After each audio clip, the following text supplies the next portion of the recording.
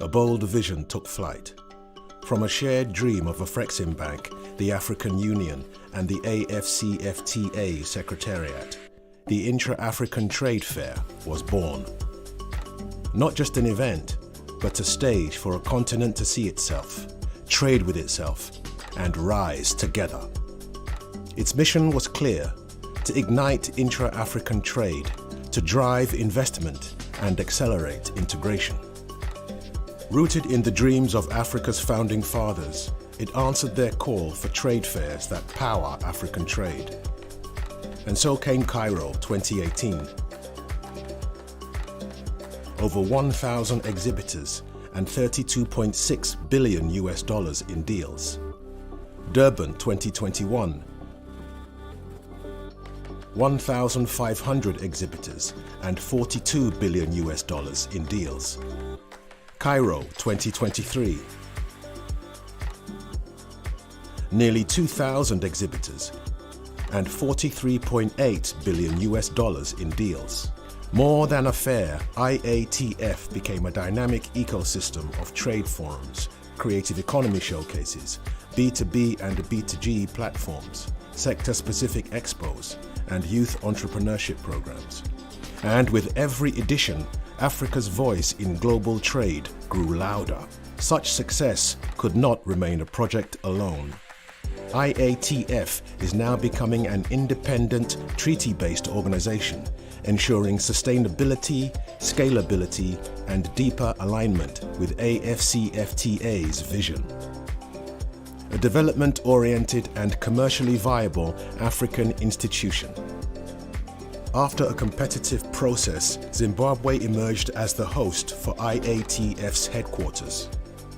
With world-class facilities, strong air connectivity, quality accommodation, and pledged land for expansion, it offers the perfect foundation for growth. Now, anchored in Zimbabwe, the IATF enters a new era. A permanent African institution built to drive integration, to spark transformation, and to open doors that never close. Here, Africa won't just trade. Africa will create. Africa will connect. Africa will deliver. Intra-African Trade Fair, gateway to new opportunities. Intra-African Trade Fair, the AFCFTA Marketplace.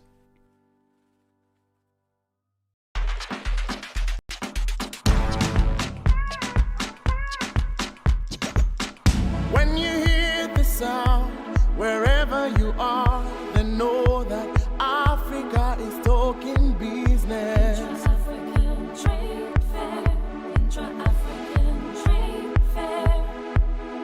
So come on and come on, we call on all Africa. Come let us build our dream for. Together we grow stronger and united. Paint out the sky with the proud colors of your flag and say goodbye to the darkness of the past. We stepping forward, we're rising up. Oh Africa, our time is now.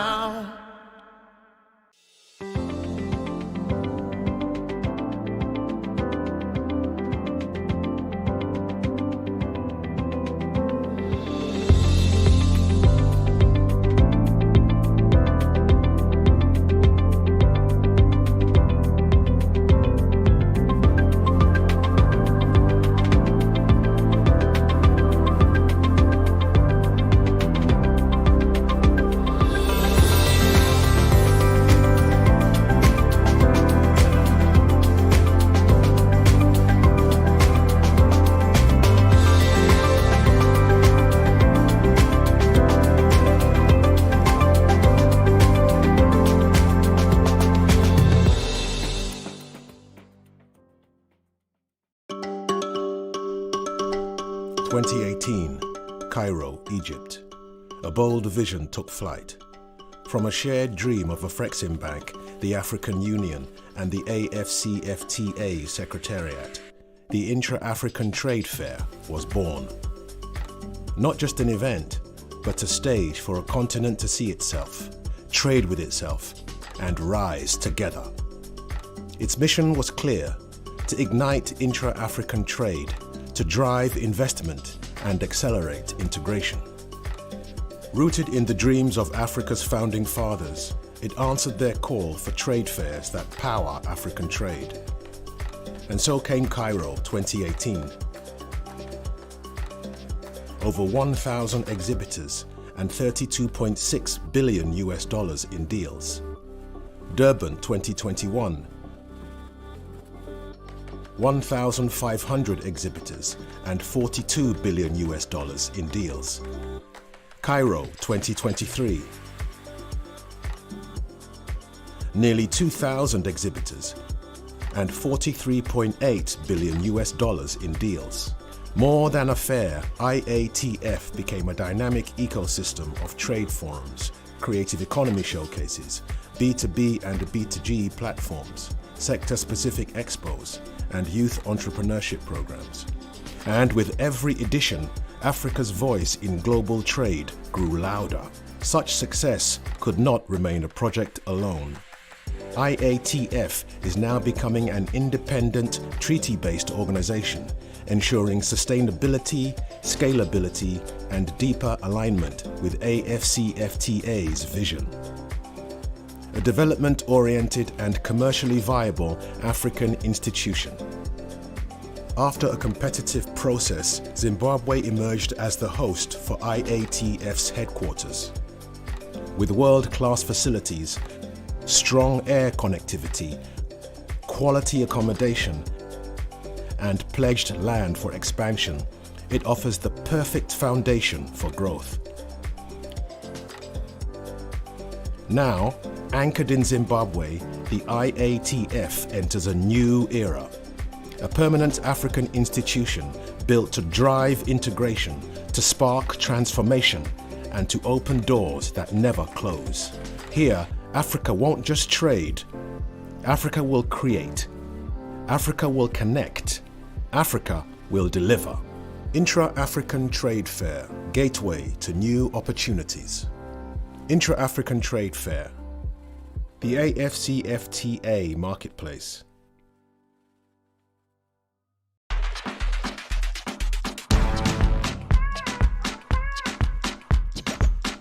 When you hear the sound, wherever you are, then know that Africa is talking business. Intra-African Trade Fair, Intra-African Trade Fair. So come on and come on, we call on all Africa. Come let us build our dream fall. Together we grow stronger and united. Paint out the sky with the proud colors of your flag and say goodbye to the darkness of the past. We stepping forward, we're rising up. Oh Africa, our time is now.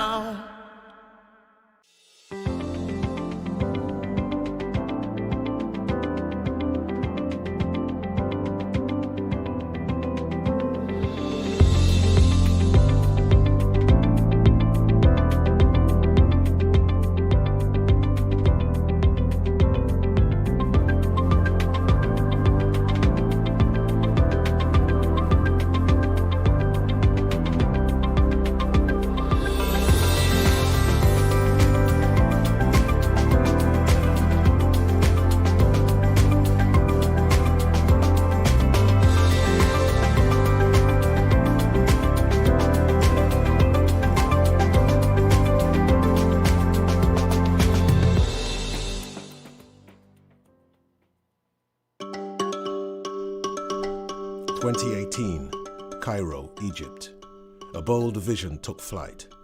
From a shared dream of Afreximbank, the African Union, and the AFCFTA Secretariat, the Intra-African Trade Fair was born.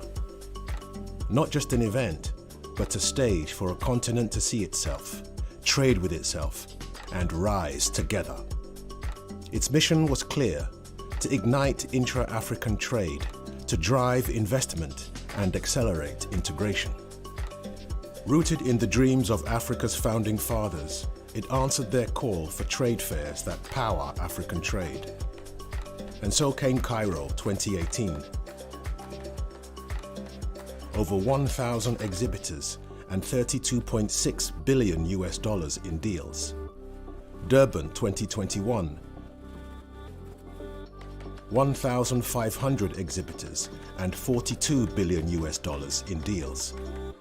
Cairo 2023.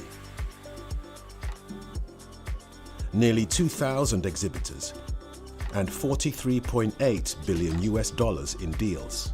More than a fair, IATF became a dynamic ecosystem of trade forums, creative economy showcases, B2B and B2G platforms, sector-specific expos, and youth entrepreneurship programs.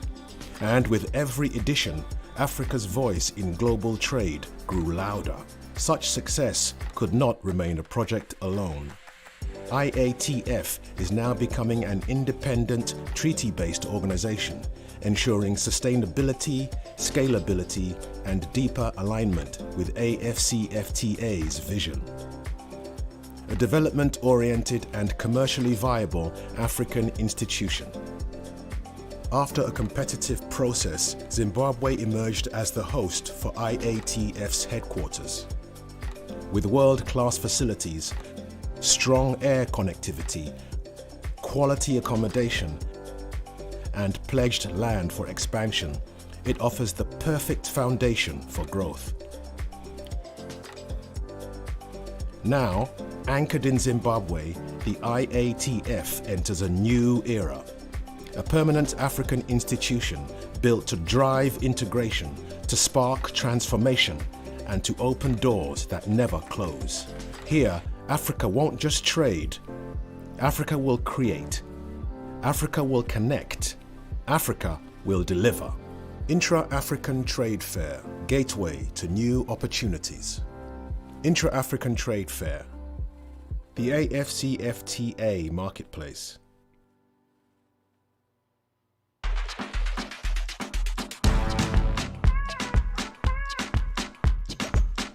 When you hear the sound, wherever you are, then know that Africa is talking business. Intra-African Trade Fair, Intra-African Trade Fair. So come on and come on, we call on all Africa. Come let us build our dream fall. Together we grow stronger and united. Paint out the sky with the proud colors of your flag and say goodbye to the darkness of the past. We stepping forward, we're rising up. Oh Africa, our time is now.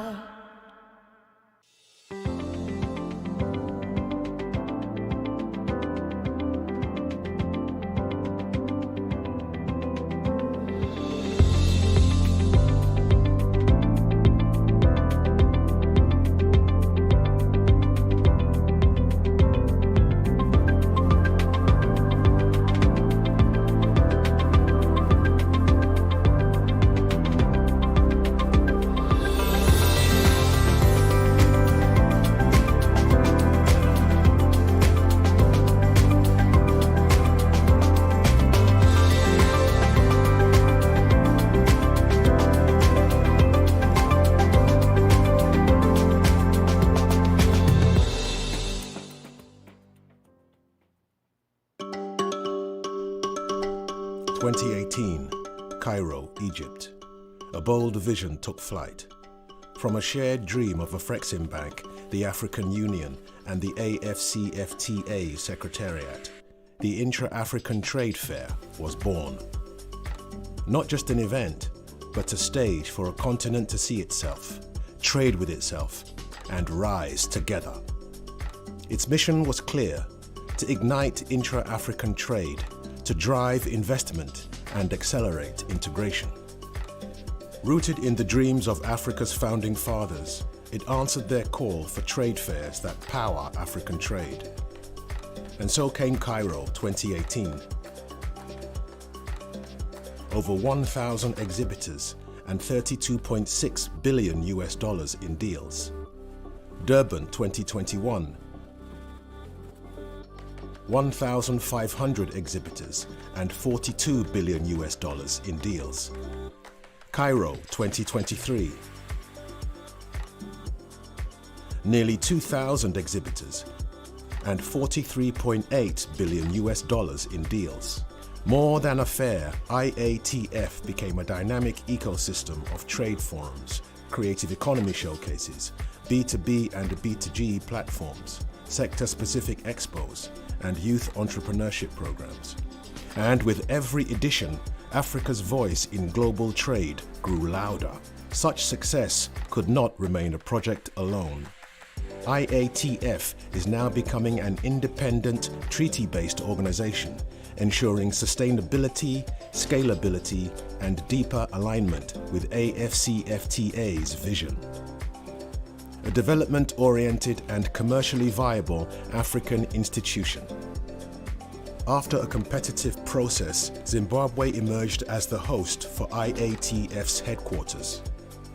With world-class facilities, strong air connectivity, quality accommodation, and pledged land for expansion, it offers the perfect foundation for growth. Now, anchored in Zimbabwe, the IATF enters a new era. A permanent African institution built to drive integration, to spark transformation, and to open doors that never close. Here, Africa won't just trade. Africa will create. Africa will connect. Africa will deliver. Intra-African Trade Fair, gateway to new opportunities. Intra-African Trade Fair, the AFCFTA marketplace.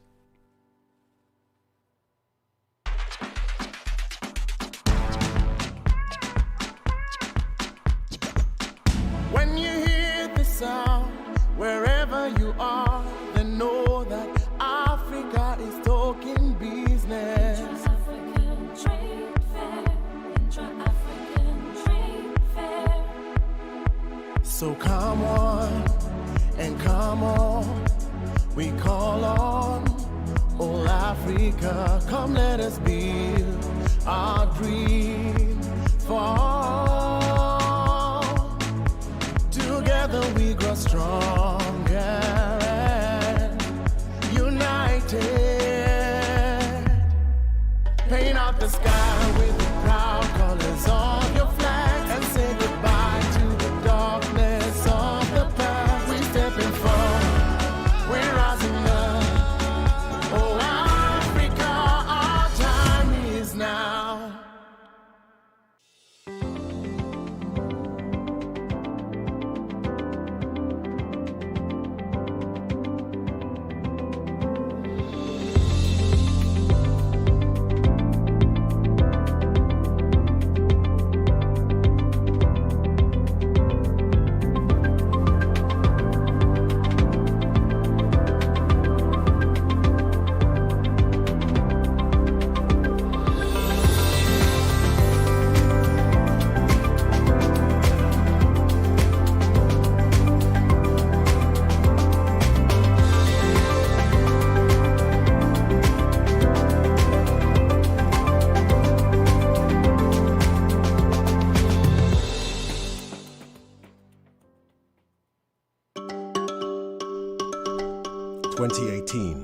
Cairo, Egypt.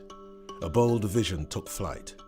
From a shared dream of a Afreximbank, the African Union, and the AFCFTA Secretariat, the Intra-African Trade Fair was born.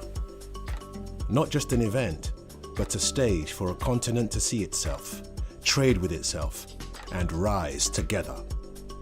Its mission was clear: to ignite intra-African trade, to drive investment and accelerate integration. Rooted in the dreams of Africa's founding fathers, it answered their call for trade fairs that power African trade. And so came Cairo 2018. Over 1,000 exhibitors and $32.6 billion in deals. Durban 2021.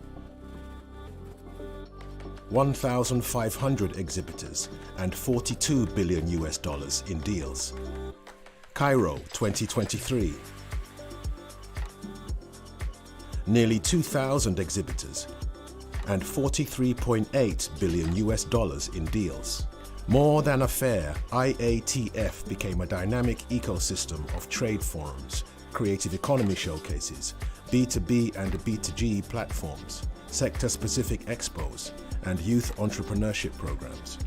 And with every edition, Africa's voice in global trade grew louder. Such success could not remain a project alone. IATF is now becoming an independent, treaty-based organization, ensuring sustainability, scalability, and deeper alignment with AFCFTA's vision. A development-oriented and commercially viable African institution. After a competitive process, Zimbabwe emerged as the host for IATF's headquarters. With world-class facilities, strong air connectivity, quality accommodation, and pledged land for expansion, it offers the perfect foundation for growth. Now, anchored in Zimbabwe, the IATF enters a new era. A permanent African institution built to drive integration, to spark transformation, and to open doors that never close. Here, Africa won't just trade. Africa will create. Africa will connect. Africa will deliver. Intra-African Trade Fair, gateway to new opportunities. Intra-African Trade Fair, the AFCFTA marketplace.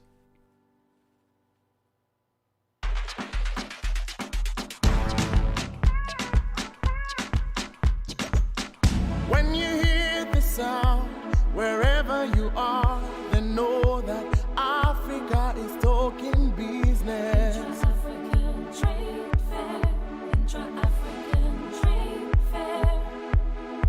So come on and come on, we call on all Africa. Come let us build our dream for all.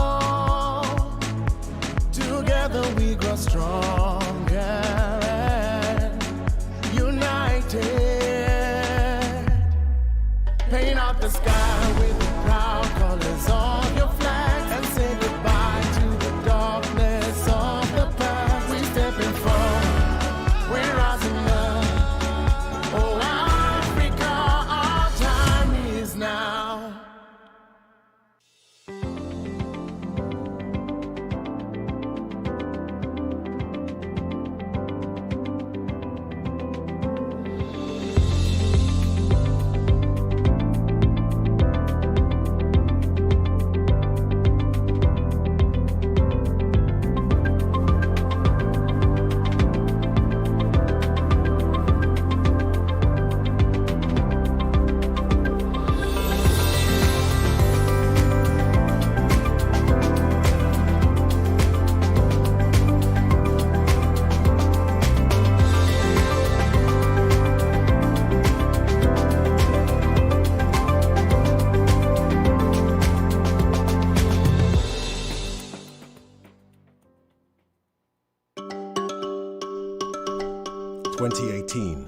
Cairo, Egypt.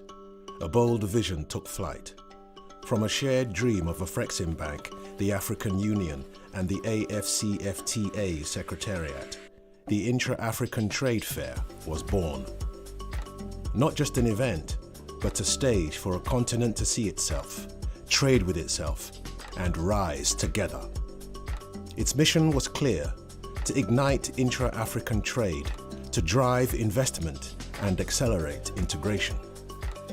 Rooted in the dreams of Africa's founding fathers, it answered their call for trade fairs that power African trade. And so came Cairo 2018. Over 1,000 exhibitors and $32.6 billion in deals. Durban 2021. 1,500 exhibitors and $42 billion in deals. Cairo 2023. Nearly 2,000 exhibitors and $43.8 billion in deals. More than a fair, IATF became a dynamic ecosystem of trade forums, creative economy showcases, B2B and B2G platforms, sector-specific expos, and youth entrepreneurship programs. And with every edition, Africa's voice in global trade grew louder. Such success could not remain a project alone. IATF is now becoming an independent, treaty-based organization, ensuring sustainability, scalability, and deeper alignment with AFCFTA's vision. A development-oriented and commercially viable African institution. After a competitive process, Zimbabwe emerged as the host for IATF's headquarters. With world-class facilities, strong air connectivity, quality accommodation, and pledged land for expansion, it offers the perfect foundation for growth.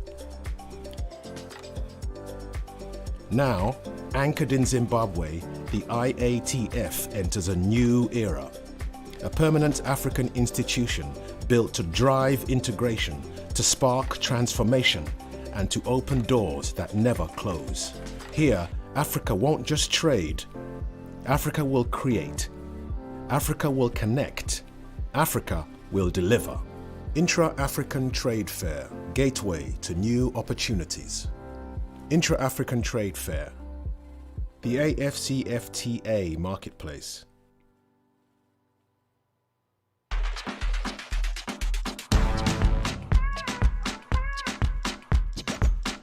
When you hear the sound, wherever you are, then know that Africa is talking business. Intra-African Trade Fair, Intra-African Trade Fair. So come on and come on, we call on all Africa. Come let us build our dream for. Together we grow stronger and united. Paint out the sky with the proud colors of your flag and say goodbye to the darkness of the past. We're stepping forward, we're rising up. Oh, Africa, our time is now.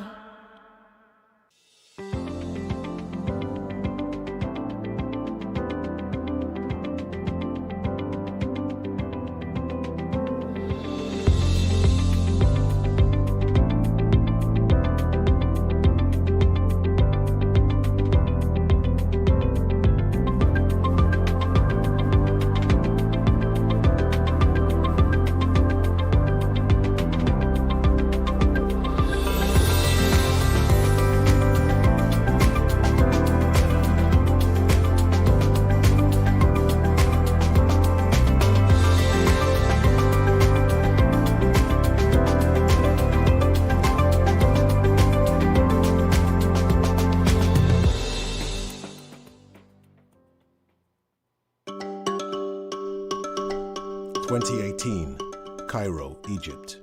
A bold vision took flight. From a shared dream of a Frexim Bank, the African Union, and the AFCFTA Secretariat, the Intra-African Trade Fair was born.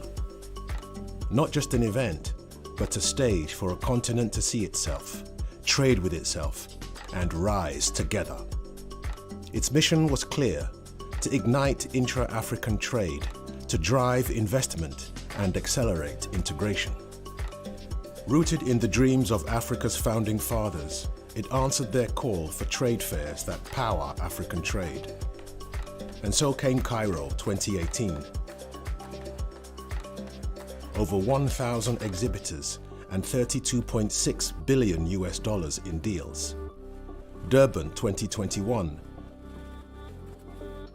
1,500 exhibitors and $42 billion in deals. Cairo 2023. Nearly 2,000 exhibitors and $43.8 billion in deals. More than a fair, IATF became a dynamic ecosystem of trade forums, creative economy showcases, B2B and B2G platforms, sector-specific expos, and youth entrepreneurship programs. And with every edition, Africa's voice in global trade grew louder. Such success could not remain a project alone. IATF is now becoming an independent, treaty-based organization, ensuring sustainability, scalability, and deeper alignment with AFCFTA's vision. A development-oriented and commercially viable African institution. After a competitive process, Zimbabwe emerged as the host for IATF's headquarters. With world-class facilities, strong air connectivity, quality accommodation, and pledged land for expansion, it offers the perfect foundation for growth. Now, anchored in Zimbabwe, the IATF enters a new era. A permanent African institution built to drive integration, to spark transformation, and to open doors that never close. Here, Africa won't just trade. Africa will create. Africa will connect. Africa will deliver. Intra-African Trade Fair, gateway to new opportunities. Intra-African Trade Fair, the AFCFTA marketplace.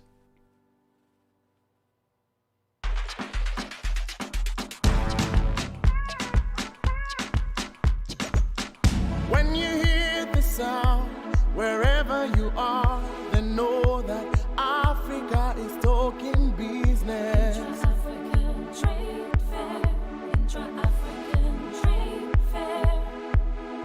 So come on and come on, we call on all Africa. Come let us build our dream for all.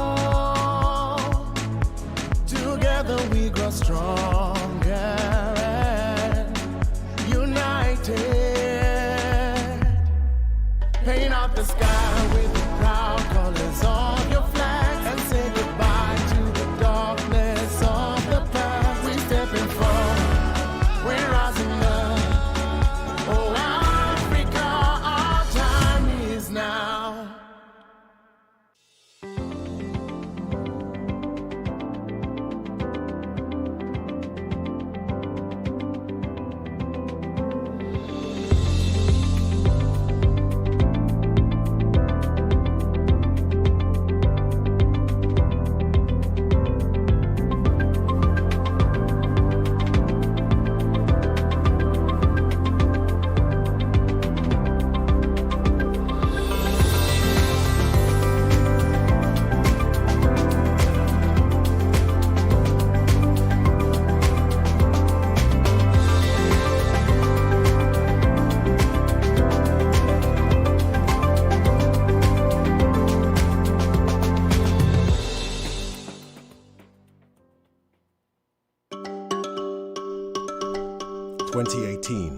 Cairo, Egypt.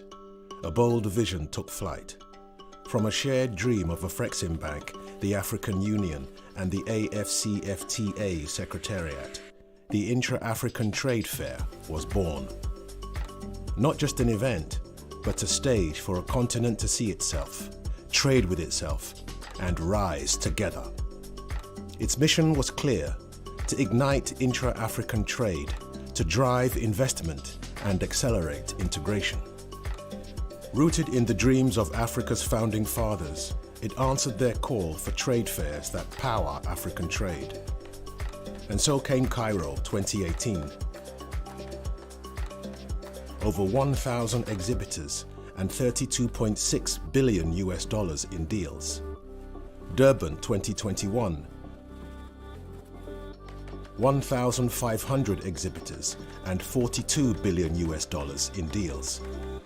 Cairo 2023.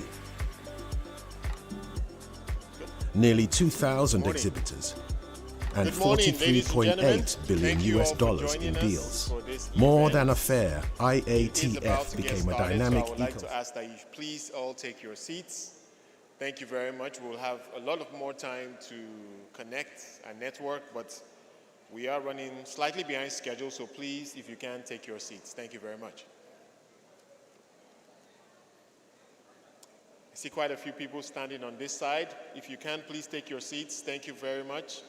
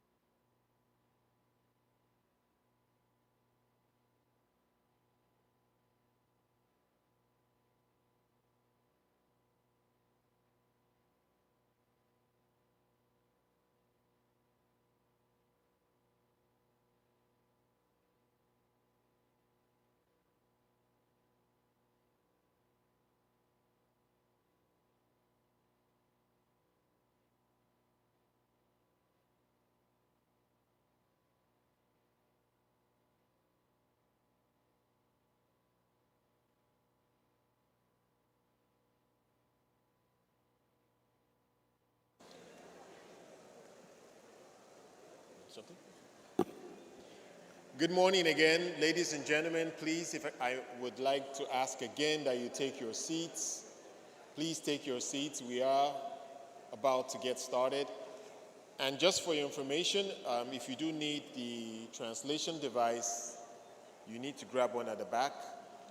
I will be announcing the various channels for you shortly, so please grab one of these. We do have several speakers who will speak different languages. Thank you very much.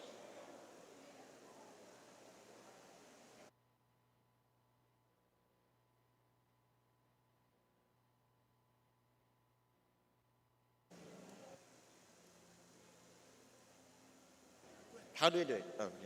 Bonjour mesdames et messieurs, bienvenue. On va commencer dans tout à l'heure. S'il vous plaît, prenez vos places. Il y a des casquettes pour de traduction. Donc si vous en avez besoin, il faut juste prendre un de ces casquettes s'il vous plaît. Merci.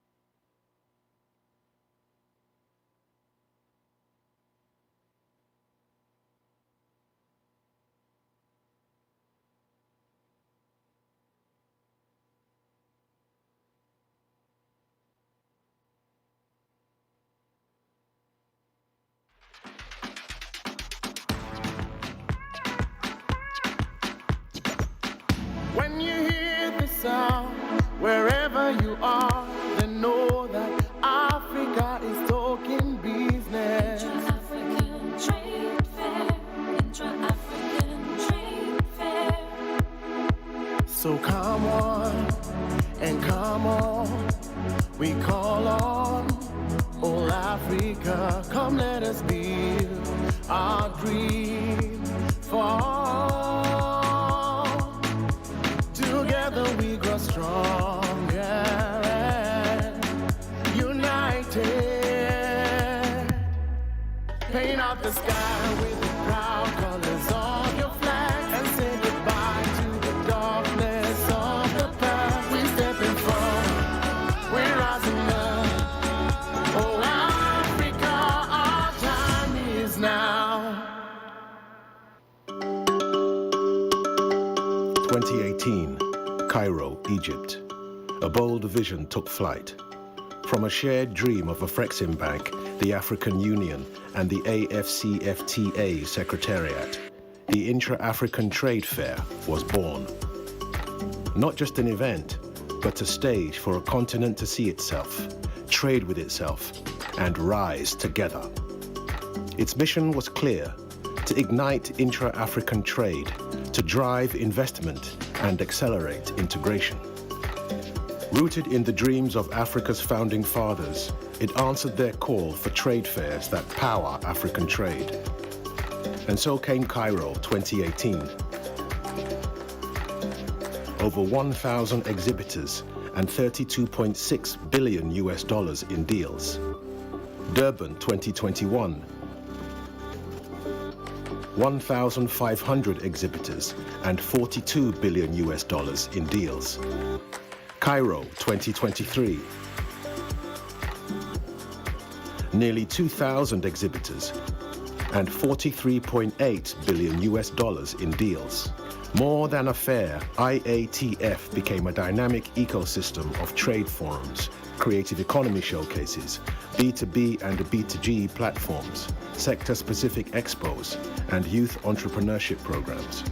And with every edition, Africa's voice in global trade grew louder. Such success could not remain a project alone. IATF is now becoming an independent, treaty-based organization, ensuring sustainability, scalability, and deeper alignment with AFCFTA's vision.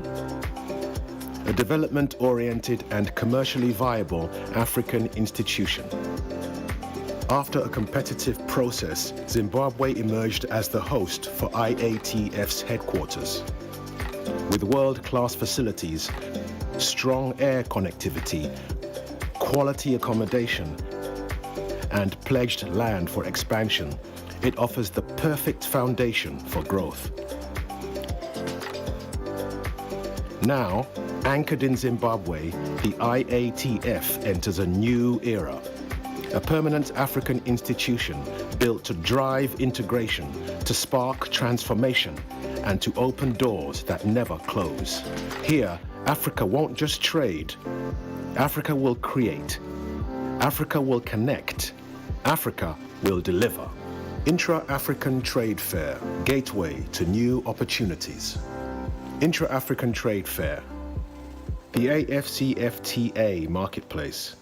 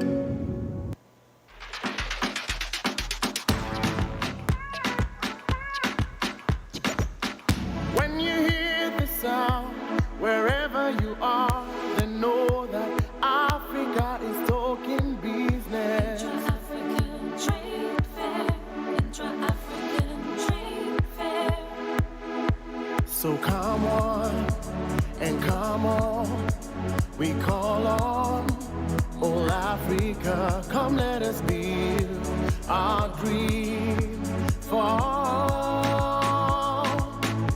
Together we grow stronger and united. Paint out the sky with the proud colors of your flag and say goodbye to the darkness of the past. We stepping forward, we're rising up. Oh, Africa, our time is now.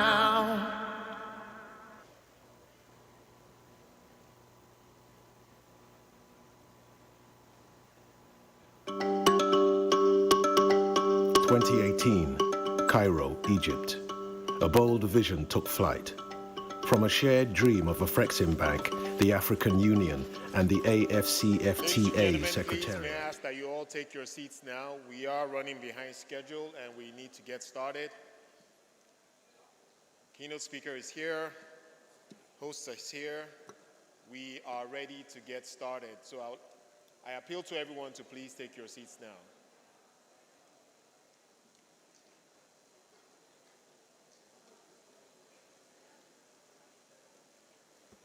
Mesdames et messieurs, on commence tout à l'heure. Pouvez-vous prendre toutes vos places, s'il te plaît? Merci.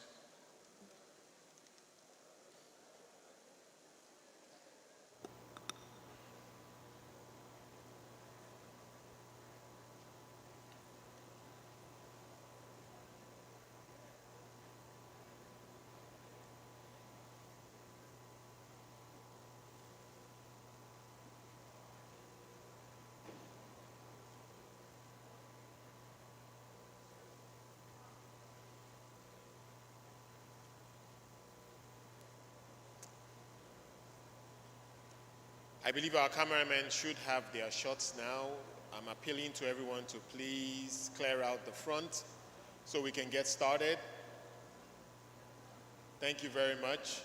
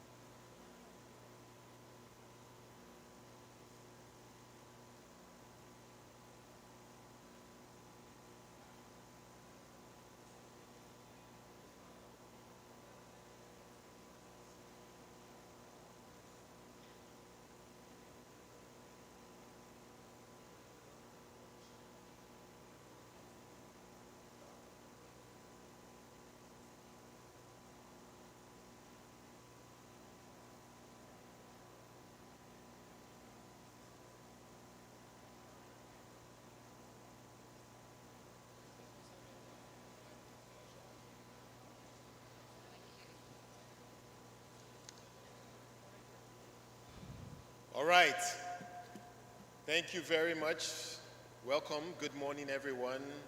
We just saw the video of the highlights of day 4, and we're ready to get into another full day of very exciting and interesting and really stimulating activities relating to intra-Africa trade at the IATF 2025. I am appealing again to all the gentlemen and ladies in the front to please move away from the front. We are ready to get started now. I believe you should have captured your shots by now. Please, if you can, move away from the front. Thank you so much. Thank you.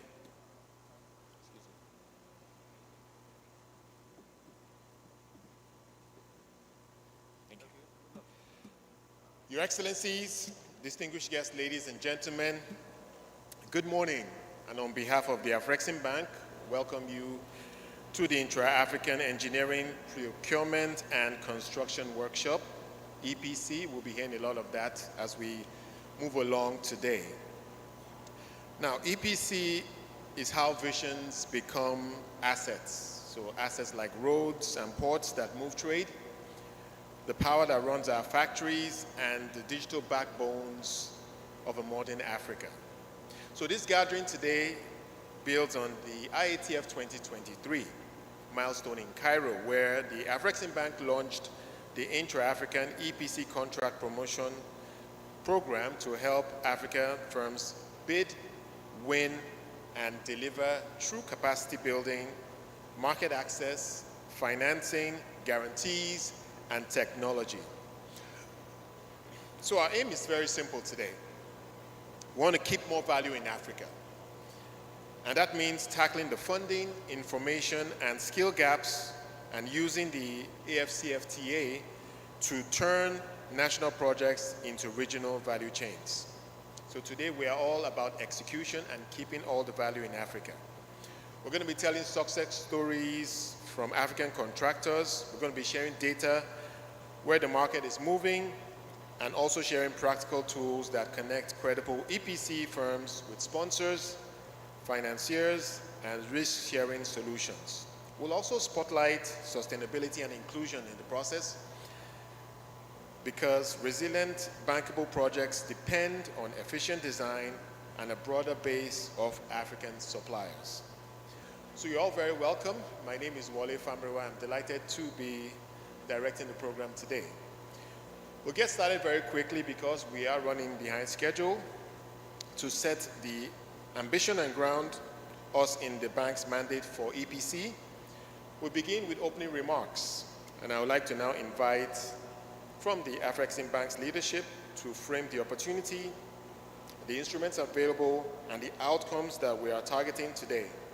Please join me with rousing applause to welcome Mrs. Kanayo Awani, Executive Vice President, Intra-African Trade and Export Development at the Afreximbank. Please put your hands together as she comes. Let's give a more generous applause, please. Can we put our hands together as she comes, please? Thank you. Good morning. Thank you, Wale. I think I can do this. I hope you all can see me. These things appear to be blocking me. Professor Kamel Rezik, the Honorable Minister of Foreign Trade of Algeria. Distinguished Chief Executive Officers of various Algerian parastatals and agencies, CEOs of various construction companies, members of the diplomatic corps that are here, captains of industry, speakers, esteemed sponsors and partners of the Intra-African Trade Fair 2025, esteemed participants at today's event, colleagues from Afreximbank, ladies and gentlemen and ladies of the press. Good morning. Welcome to this Intra-African Trade Engineer, Procure, and Construct EPC Contract Promotion Initiative Workshop, holding in this beautiful and historic city of Algiers, on the sidelines of what has truly become a landmark event, the Intra-African Trade Fair 2025. Today's workshop takes place against the backdrop of one of Africa's greatest developmental challenges, but is also one of Africa's greatest opportunities, and that's closing the infrastructure deficit on our continent. People will tell you that intra-African trade has remained stubbornly at 15% for some time now because of infrastructure, the lack of accessible infrastructure. We face a significant infrastructure demand gap. It is driven by rapid urbanization, population growth, and economic development needs.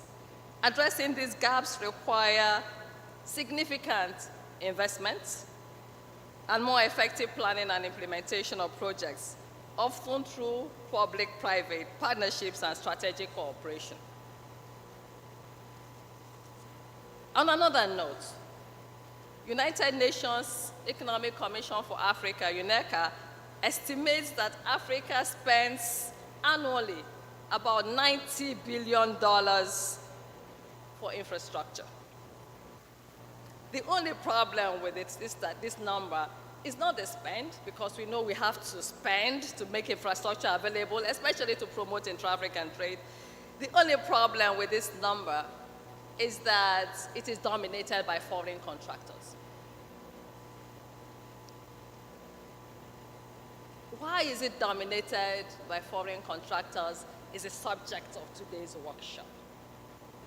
Why are African contractors not participating in this $90 billion spend? Why is it going elsewhere? To contractors in faraway lands.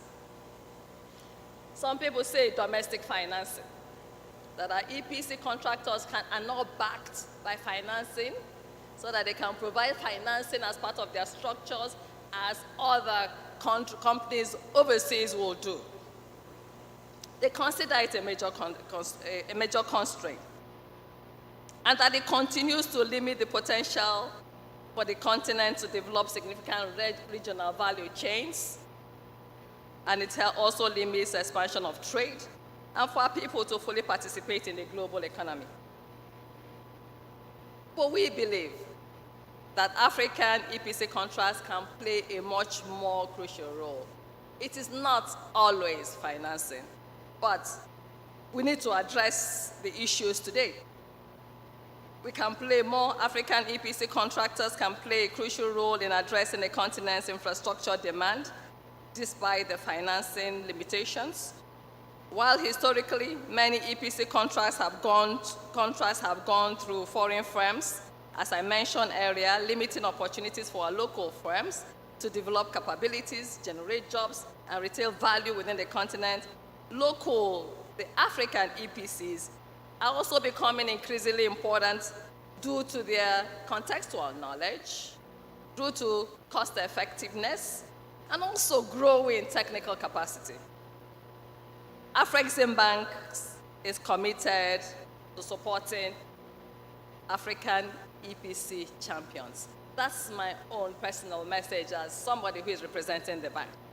We're committed to supporting EPC, and it is for this reason that we launched the Intra-African EPC Contract Promotion Initiative, a bold program aimed at positioning African contractors at the center of Africa's development, putting them on an equal footing, or at least near equal footing, with their counterparts, foreign counterparts who are dominating the space.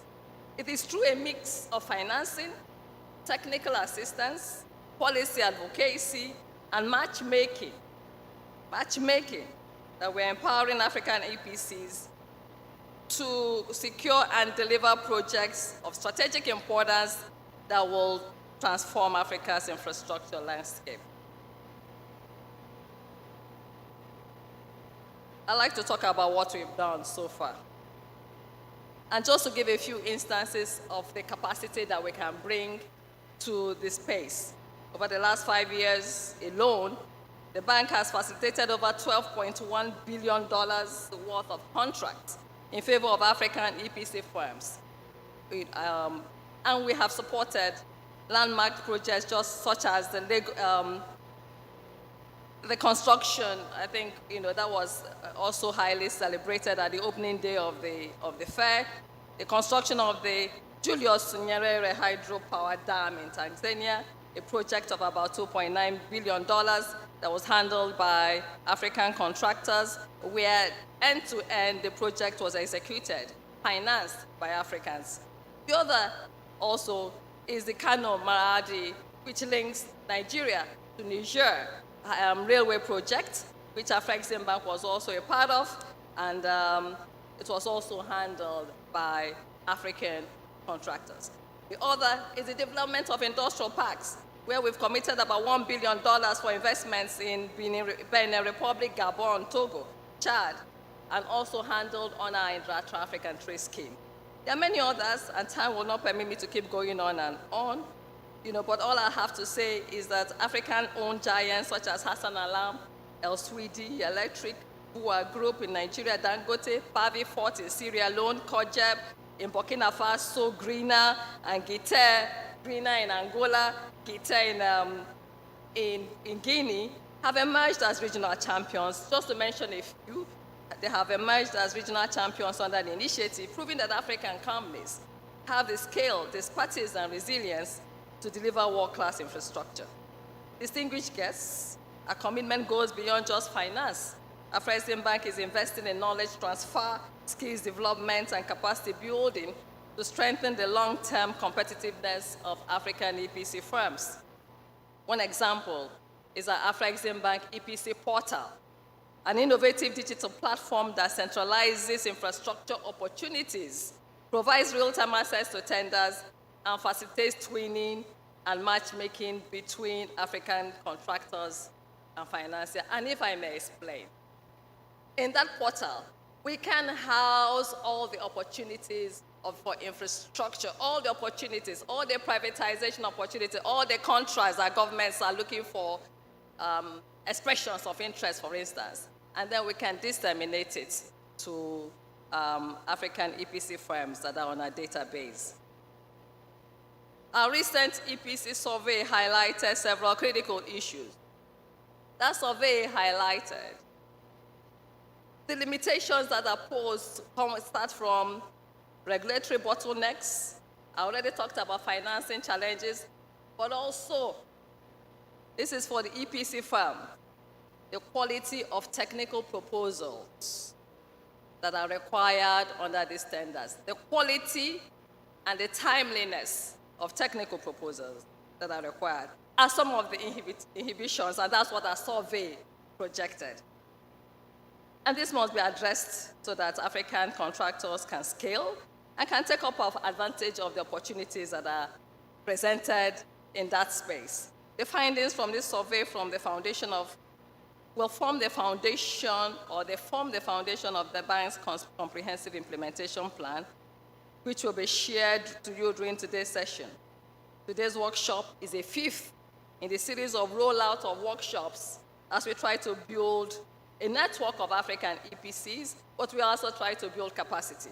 It offers a platform for candid dialogue, exchange of ideas, and forging partnerships, which are important to be able to execute projects of the scale that we're talking about. And this will define the trajectory of Africa's infrastructure transformation. Excellencies, ladies and gentlemen, the future of Africa's development cannot be outsourced. It has to be designed, engineered, and built by Africans. Each contract awarded to an African firm is not just a project delivered, but it's a statement of confidence in Africa's capacity, a job created, and a skill transferred. And as we engage in today's sessions, let us challenge ourselves. How can we better position ourselves to ensure that Africa's infrastructure ambitions translate into African-led execution? How can we then transform those opportunities into sustainable pipeline of projects? How do we align our efforts as partners in this partnership so that the EPC sector becomes not only a driver for infrastructure, but also a catalyst for inclusive growth and trade integration? As partners, stakeholders, public and private sector, we need to align in this vision. It's also an opportunity to highlight here and showcase. I believe it will be talked about in the course of this program today, and showcase the construction materials industry and capabilities that are in Algeria, and to explore opportunities how these surplus construction materials can be exported to the rest of Africa. To the rest of Africa under the African Continental Free Trade Area Agreement, and under the Trade in Construction Services, which are Trade in Services Protocol. In closing, together, we have the tools, we have the expertise, and above all, we have the collective will to ensure that Africa's infrastructure dreams are realized and are placed in our hands. Let us seize this moment to build a future that is not defined by dependency, but defined by our self-actualization, self-resilience, self-reliance, and prosperity. Because African EPCs are not just contractors. They're not contractors in many parts of the world where all they do is to construct. And in many places, they're all very well developed. It's not here. You are as strategic enablers of development and key partners in overcoming the continent's financing constraints. Empowering them means empowering our EPC contractors, means building infrastructure by Africa and for Africa. Thank you all, and may God bless you.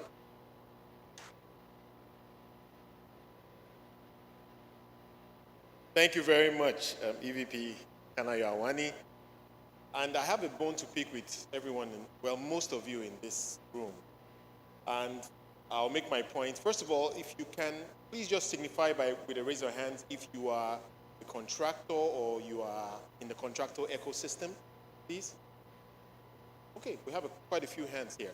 I need you to put those hands together to appreciate the Afreximbank for their support, because I did note that Kadayawani mentioned that the Afreximbank has facilitated contracts of up to $12.1 billion. I wonder if you find that kind of support in your home country, but I think that deserves a round of applause. Please, can we put our hands together again for the Afreximbank doing an excellent job bringing Africa together to drive trade. Thank you so much. Today, we're going to be sharing a lot of success stories about where we're at with on this EPC journey. But before that, I would like to welcome to deliver a keynote address as we situate this conversation in the context of a national and regional development agenda framework. Please welcome to deliver his keynote speech, His Excellency Professor Kamel Razik, the Minister of Foreign Trade of Algeria. A round of applause for him as he steps forward to deliver his speech.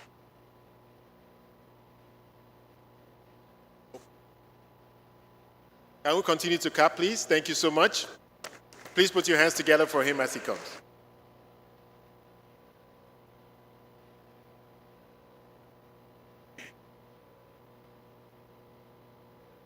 أعوذ بالله من الشيطان الرجيم بسم الله الرحمن الرحيم والصلاة والسلام على أشرف المرسلين السيدات والسادة الحضور أصحاب المعالي والسعادة أعضاء البنك أعضاء السلك الدبلوماسي ممثل البنوك المركزية والهيئات المالية رجال الأعمال والمستثمرون سيد مدير بنك الاستيراد والتصدير سيد مدير الوكالة الجزائرية لتنقية الاستثمار السيد رئيس مجلس التجديد الجزائري السيد رئيس لوناب السيدات والسادة الحضور كل باسمه وصفته أسرة الصحافة والإعلام المحلية والدولية شركائنا في التقييم الاتحاد الإفريقي في التنظيم والتقييم الاتحاد الإفريقي الأمانة العامة لمنطقة التجارة الحرة القارية الإفريقية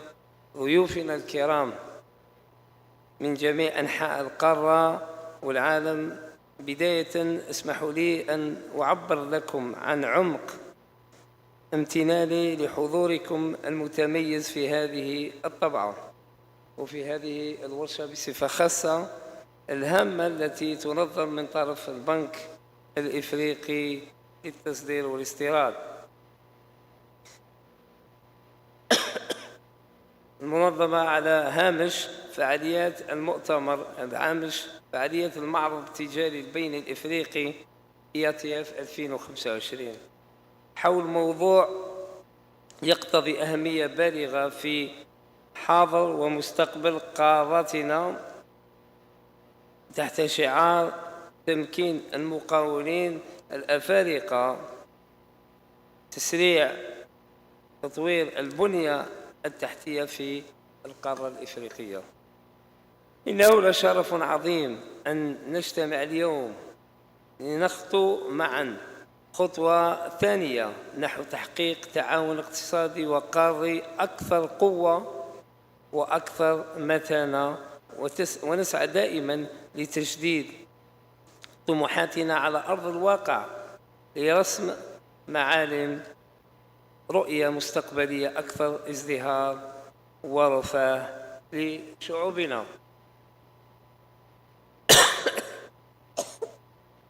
معذرة. لا يخفى علينا أن البنية التحتية هي أساس أي نهضة اقتصادية، حيث يشكل قطاع البناء والتشييد في إفريقيا اليوم محركاً استراتيجياً للتنمية الاقتصادية والاجتماعية، إذ لا يمكن الحديث عن استثمارات واعدة أو تجارة نشطة أو اندماج قاري فعلي دون الحديث أو دون توفير البنية التحتية. هذه البنية لابد أن تكون بنية عصرية وتشمل الطرق والسكك الحديدية والموانئ والمطارات ومحطات الطاقة والنشاطات المالية، إضافة إلى إنشاء مدن ذكية وعصرية. فطالما سعت الجزائر إلى دعم التنمية الإفريقية وتحقيق التكامل الاقتصادي بين دول القارة، حيث حرصت على بناء قاعدة لوجستيكية صلبة لتحقيق هذا المسعى وتحفيز التجارة البينية بين الدول الإفريقية، كما أكدت الجزائر على دورها المحوري من خلال إنجازها لعدة مشاريع استثمارية تنموية ذات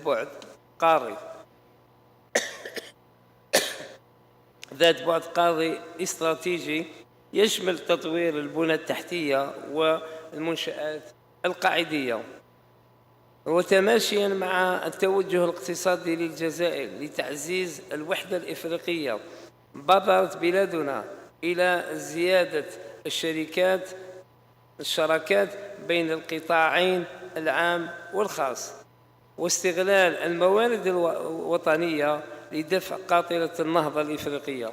أيها السيدات والسادة، لا يفوتني أن أشيد بقدرات الجزائر في مجال الإنشاء والبناء والتشييد، التي لم تقتصر على الإنجاز الميداني للمشاريع، بل امتدت إلى تعزيز التكوين في مجال الخبرات الهندسية والدراسات التقنية المتخصصة. وقد أسهمت الجامعات الوطنية في تكوين جيل متمكن من المهندسين والكفاءات في مختلف التخصصات التقنية التي تساهم في تنمية الجزائر وإفريقيا على حد سواء.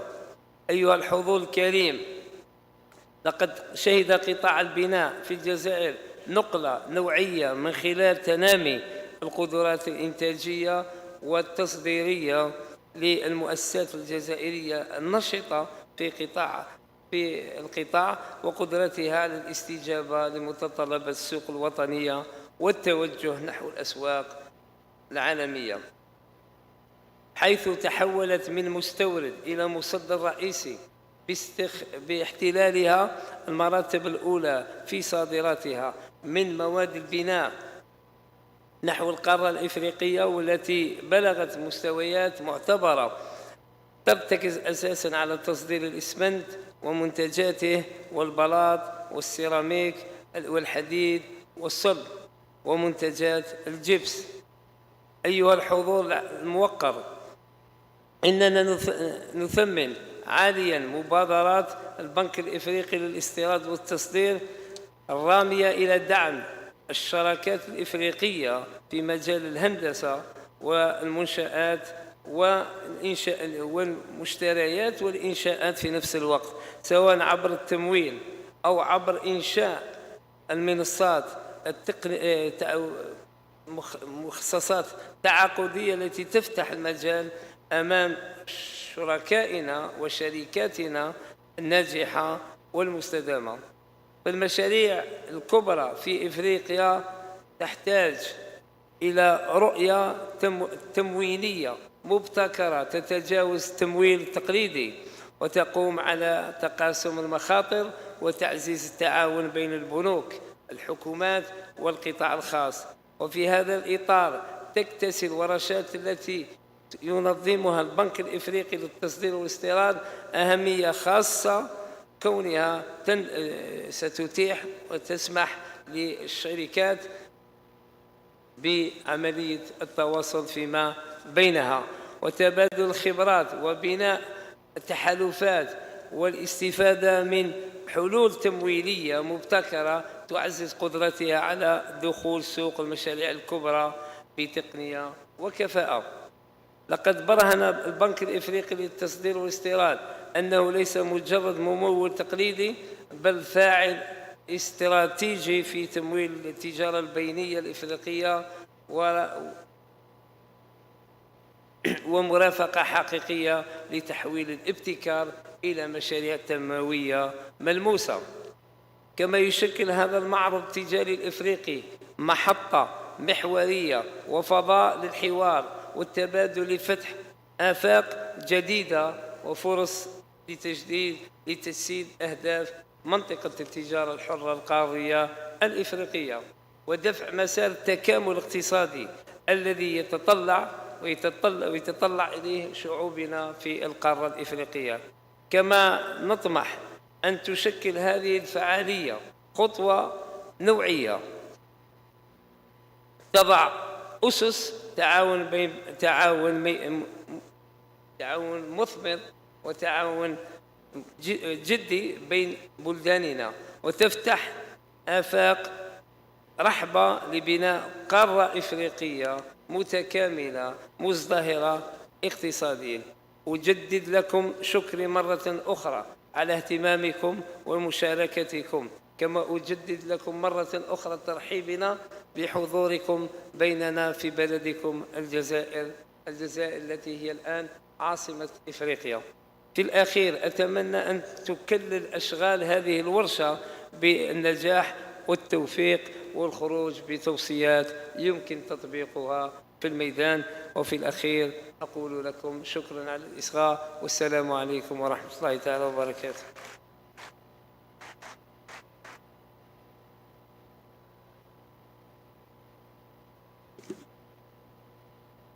Thank you very much, Your Excellency, the Minister of Foreign Trade of Algeria, Professor Kamel Rezik, for those very important tone-setting messages as we get started in today's program. He did mention that the Afreximbank is effective in building infrastructure in Africa. So how effective has the Afreximbank been? We want to hear some success stories before we get into some deal signings, because that's indeed what the IATF is about, doing deals on the African continent.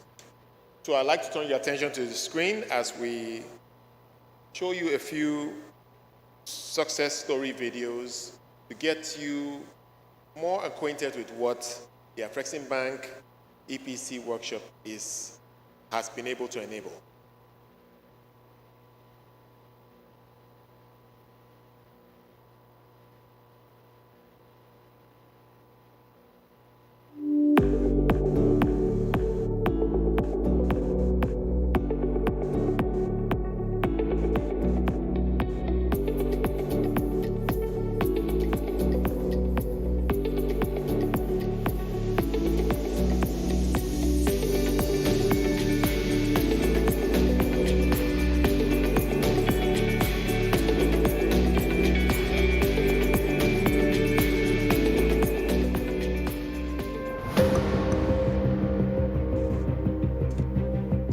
The Arab Contractors is honored to share the story of our enduring and strategic partnership with the African Export-Import Bank, Afreximbank. Our collaboration began several years ago when Afreximbank provided vital support to expand our presence and deliver major infrastructure projects across the continent.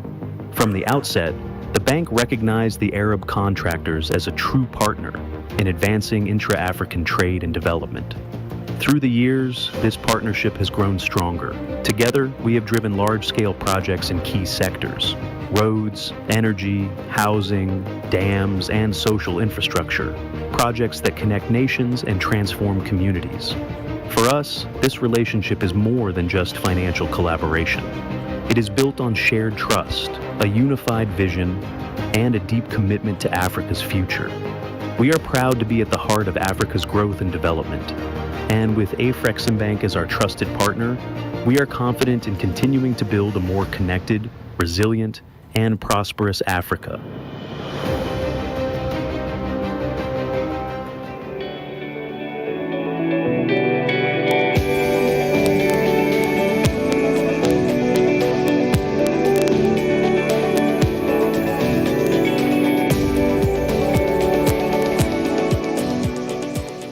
Le groupe Projet, dont je suis le président, a plusieurs transactions avec Afreximbank, dont 2 projets EPICI, Afreximbank et projets logistiques.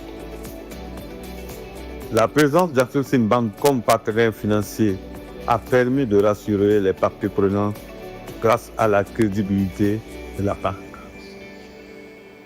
Je dois reconnaître qu'au-delà du soutien financier, l'apport d'expertise sectorielle des équipes d'Afreximbank a permis de renforcer le business plan et la rentabilité des projets. Afreximbank se distingue brillamment des autres banques à travers l'approche écosystème africain, comme par exemple la suggestion très pertinente d'intégrer le groupe Dangote dans notre chaîne d'approvisionnement dans le cadre de l'EPICI Afreximbank.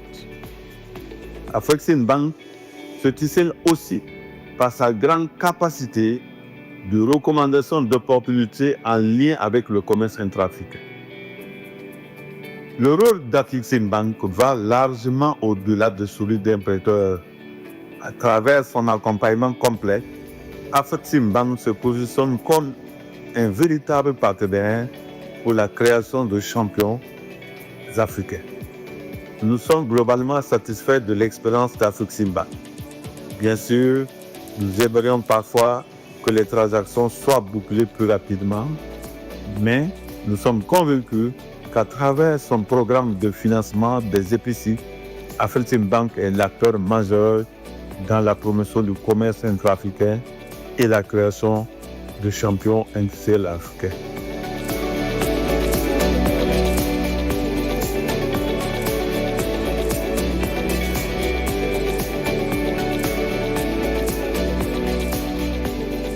It's my pleasure to highlight today the long and successful relationship Saudi Electric has had with Afrexim Bank, a relationship that is ongoing for more than 15 years, where we have collaborated for the successful delivery of impactful projects across the continent. From supply of cables, meters, transformers, throughout to construction of power station and renewable energy, we consider Afrexim Bank as a vital partner to our range of success. The bank's range of financial solutions, not limited to issuance of LCs, bank guarantees, project finance, and receivable discounting, was a key role in such success. More importantly, their deep understanding of the complexities of different African markets and their persistence in finding tailored solutions have helped us and played a key role in delivering such success across the continent. The bank has demonstrated a deep understanding of our strategic plan across Africa, specifically with the Saudi Electric E&C arm, where we collaborated with complex projects such as power stations in Angola, Julius Nyerere Dam in Tanzania, and renewable energy projects that are ongoing across the continent presently. Afrexim Bank exhibitions and conferences have proven to be very useful in bypassing lengthy introductory phases and providing direct access to decision makers in order to start and initiate vital projects that are really required for the development of the continent. Thank you.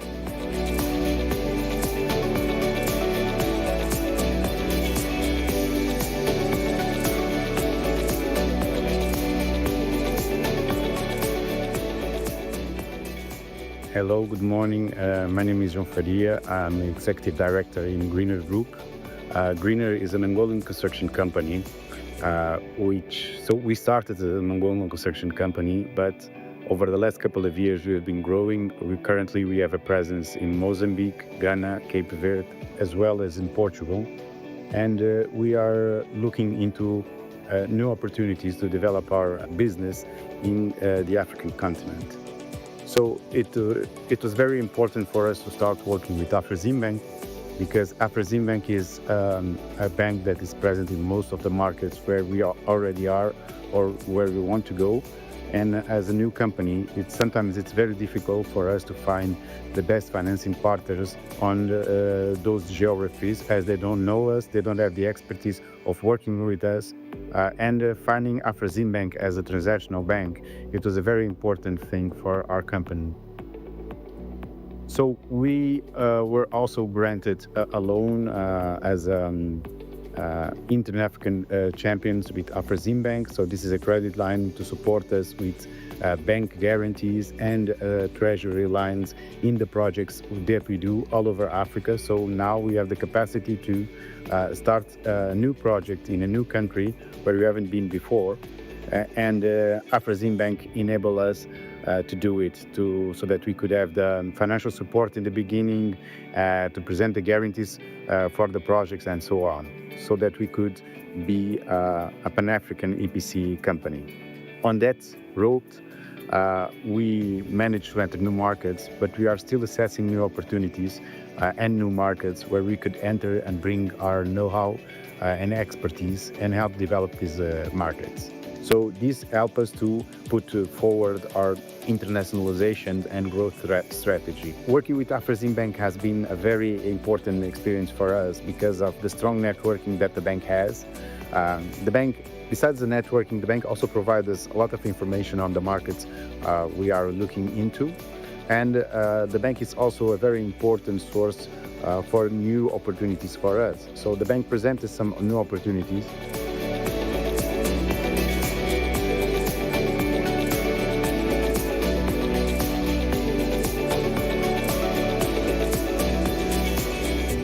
Afreximbank as a partner and as an arranger of a multi-purpose bonding and general facilities to the group was instrumental to our international growth story.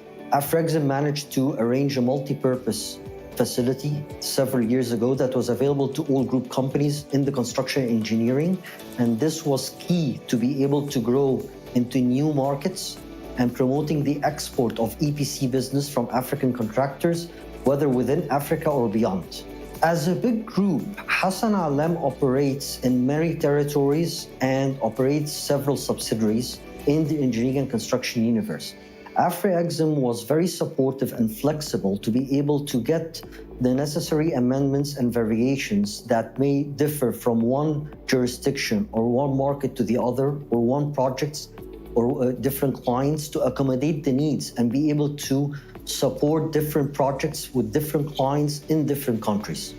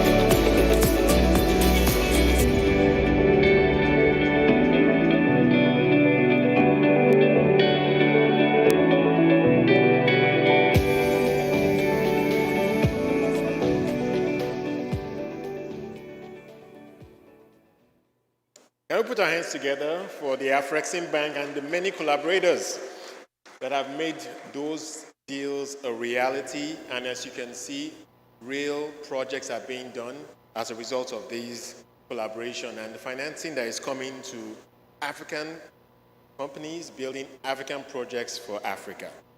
So today we are going to be signing a few more deals. We are, after all, at the IATF, and that's what it's all about, deals. And to get us started, I would like to invite to sign the first set of deals, Mr. Mohamed Daz from Spa Condor here in Algeria. Please put your hands together for him as he steps forward.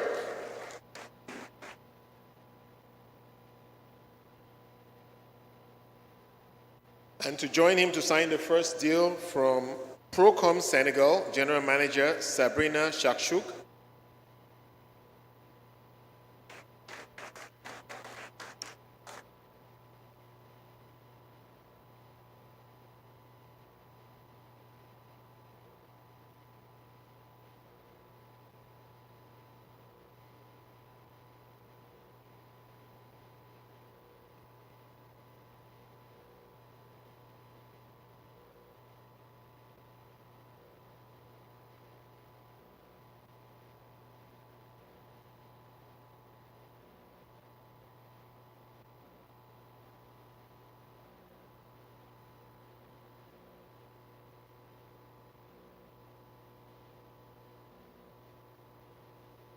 I would like to invite EVP Kanayo Awani to join them on stage to witness the signing. Thank you very much.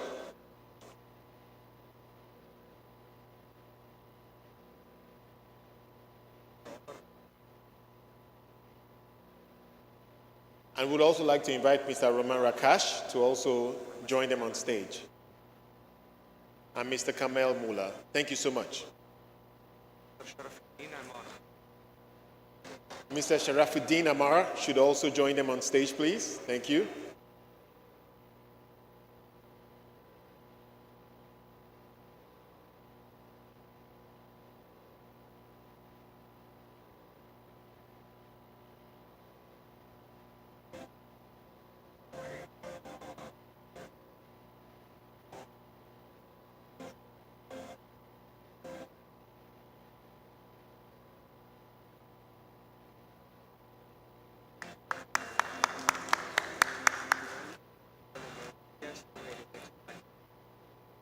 Would like all the witnesses to stay on stage as I invite to sign the next deal. Mr. Mohamed Daz should also stay for this, but from PC Plus Group Holdings, we have Usman Bamba, General Manager, Usman Bamba.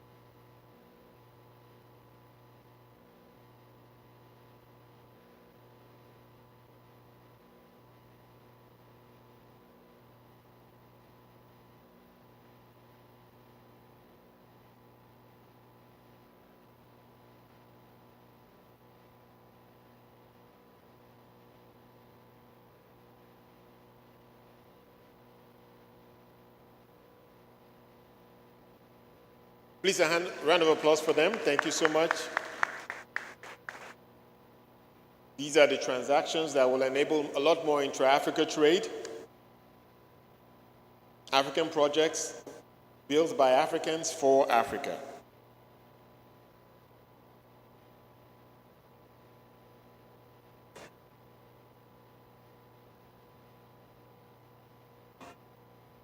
The next deal today will be with Nardi, Egypt.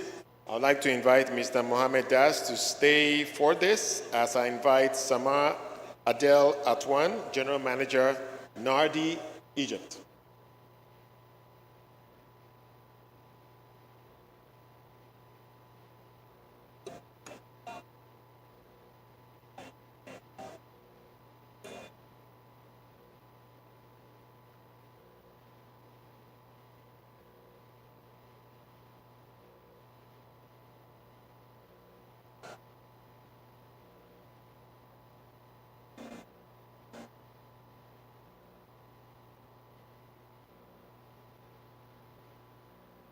By the way, SBA Condor is an Algerian group doing exciting things in Algeria and across the continent.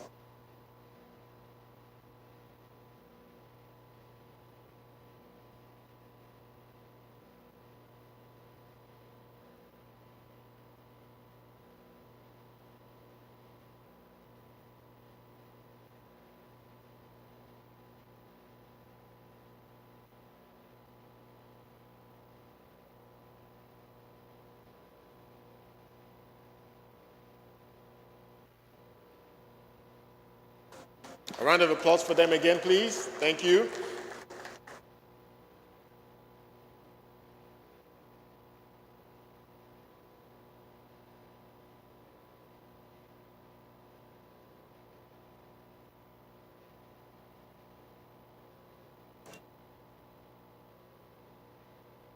I'd like to now invite Mr. Sami Mohammedi, also from SBA Condor, to sign the next set of deals. Joining him for the first one from Condor Libya is Usman Mustafa Ali Galia, General Manager, Condor Libya.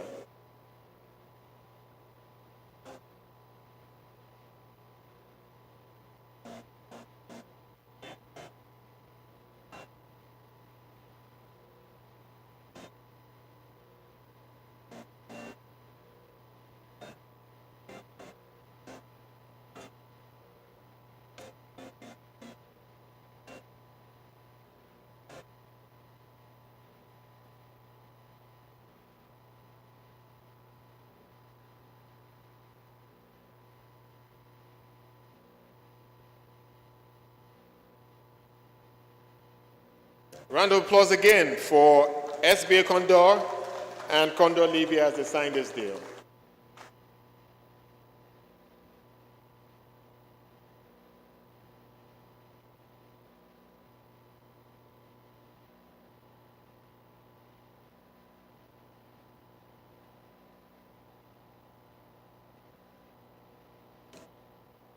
The next deal will be signed with Sar Condor Electronic International in Tunisia. Joining Mr. Sami Mohammedi would be Mohamed Ali El Bahi, General Manager, Sar Condor Electronic International in Tunisia.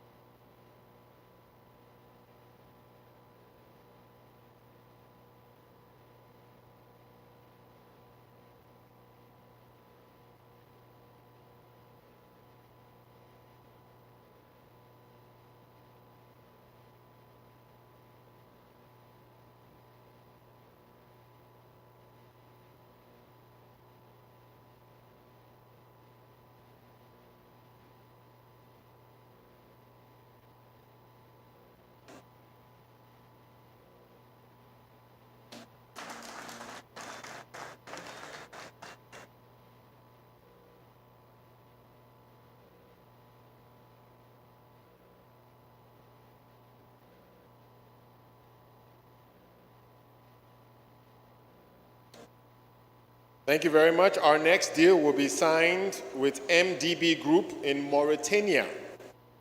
And joining Mr. Sami Mohammedi would be General Manager Mohamed Mahmoud Baha from MDB Group, Mauritania.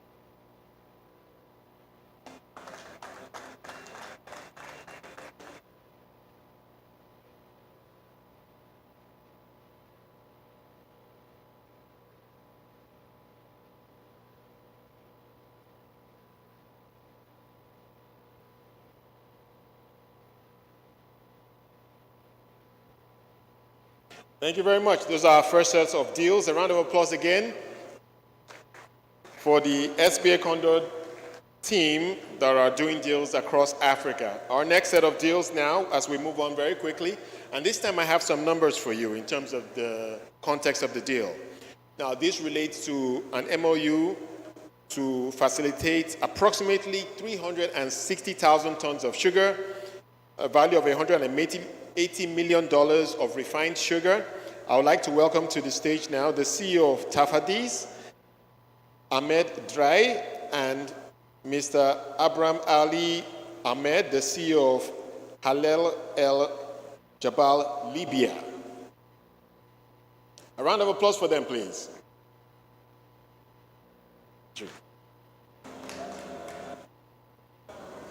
Once again, this is an MOU to facilitate approximately 360,000 tons of sugar, $180 million value of refined sugar. Definitely a significant deal.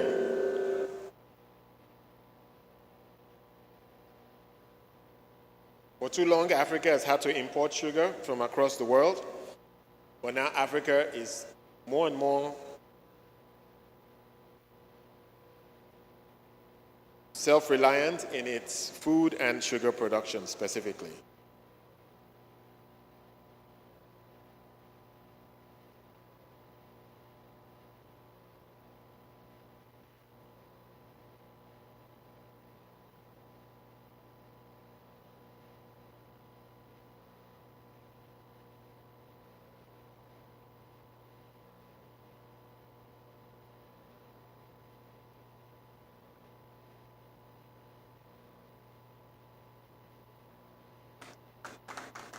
A round of applause for them. Thank you very much.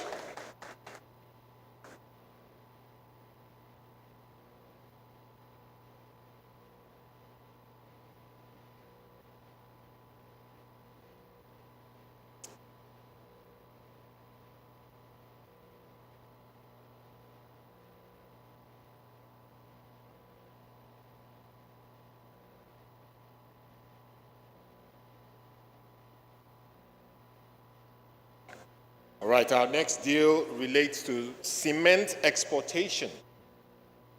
Today, I would like to invite Mr. Abdel Noor Souakri, the chairman of the board, and Mr. Hafid Wochi, export manager at Souakri Lafarge Cement Company.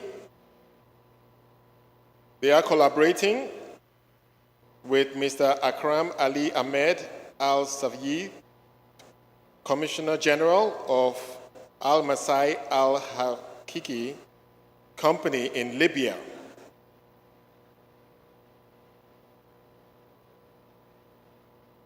The value of this deal is $55 million. A round of applause for them, please.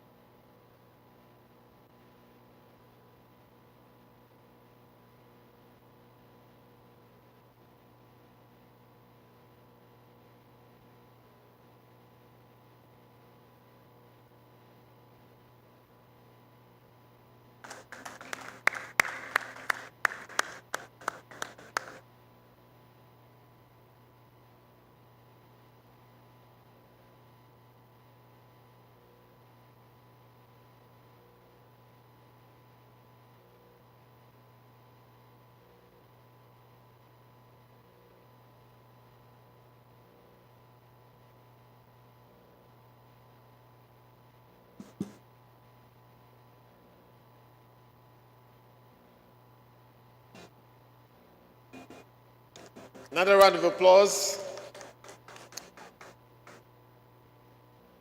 Thank you very much for witnessing these deals, and I'm sure over the years we'll come back to talk about the significance of this moment as we see more and more transactions done across the African continent. Please, can we put our hands together for the Afrexim Bank team?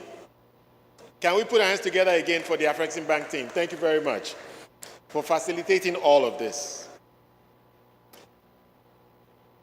Now we'll be moving on to get a little more insights into EPC on the African continent.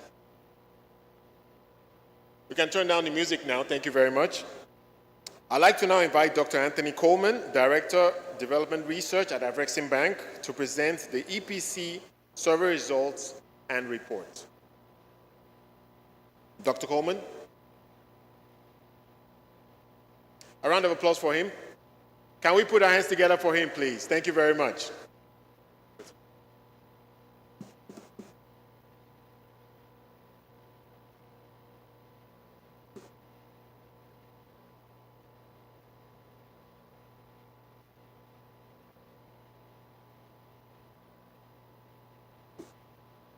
Your Excellency, the Minister of Foreign Trade, Democratic Republic of Algeria, distinguished guests, ladies and gentlemen. My assignment is pretty much very simple. And to a large extent, Mrs. Kanayo Awani has done a fair share of what I'm supposed to talk about. Before I proceed to discuss the main findings of the EPC research that Afreximbank carried out, I would like to give it a proper context. Now, you will also notice that I have a PowerPoint presentation which I'm not going to flip through because I've been told that we are running behind time, and for that reason, I should try as much as possible to save all of us some time. Because of that, I am going to summarize to a large extent the presentation without necessarily compromising on the narrative of the research output. Let me give it a context. The global economy is experiencing muted growth, and for that reason, economic activity has been very slow. That also suggests that construction activities, especially in Europe, is also slow.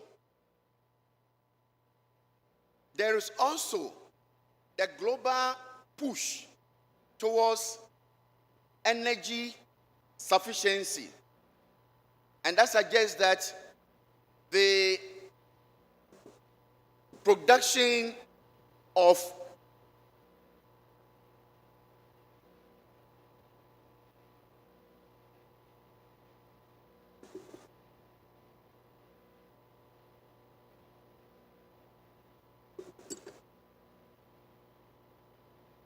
that also suggests that the production of electricity infrastructure will be on demand.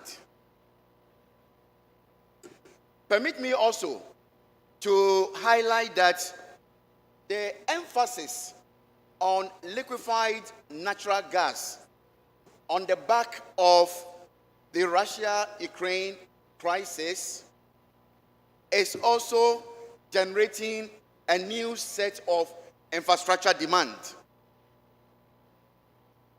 I would also like to highlight that a lot of companies at the moment is now focusing on changing their supply chain mechanisms, ostensibly as a result of what is also happening once again in Ukraine and Russia. And for that reason, the demand for logistics infrastructure is going to be in high demand. What does that mean for a continent like Africa? Africa is a continent that currently is harboring about some of the fastest growing construction markets in the world.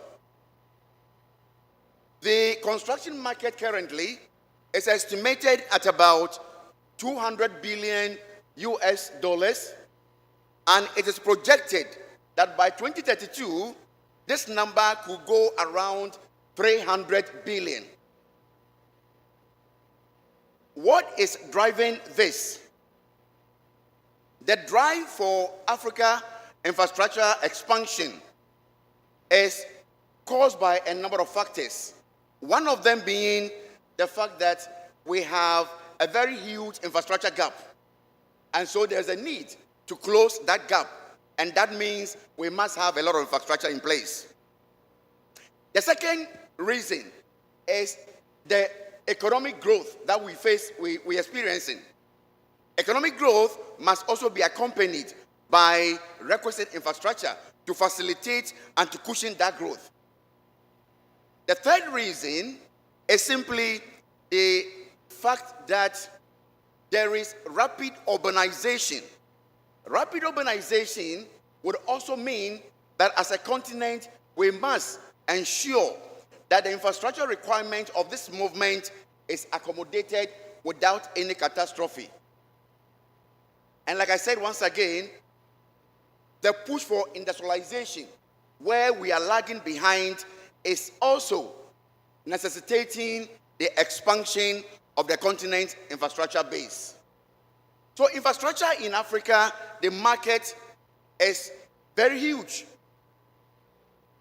However, when we look at what is happening currently, it appears that there is concentration in a few countries.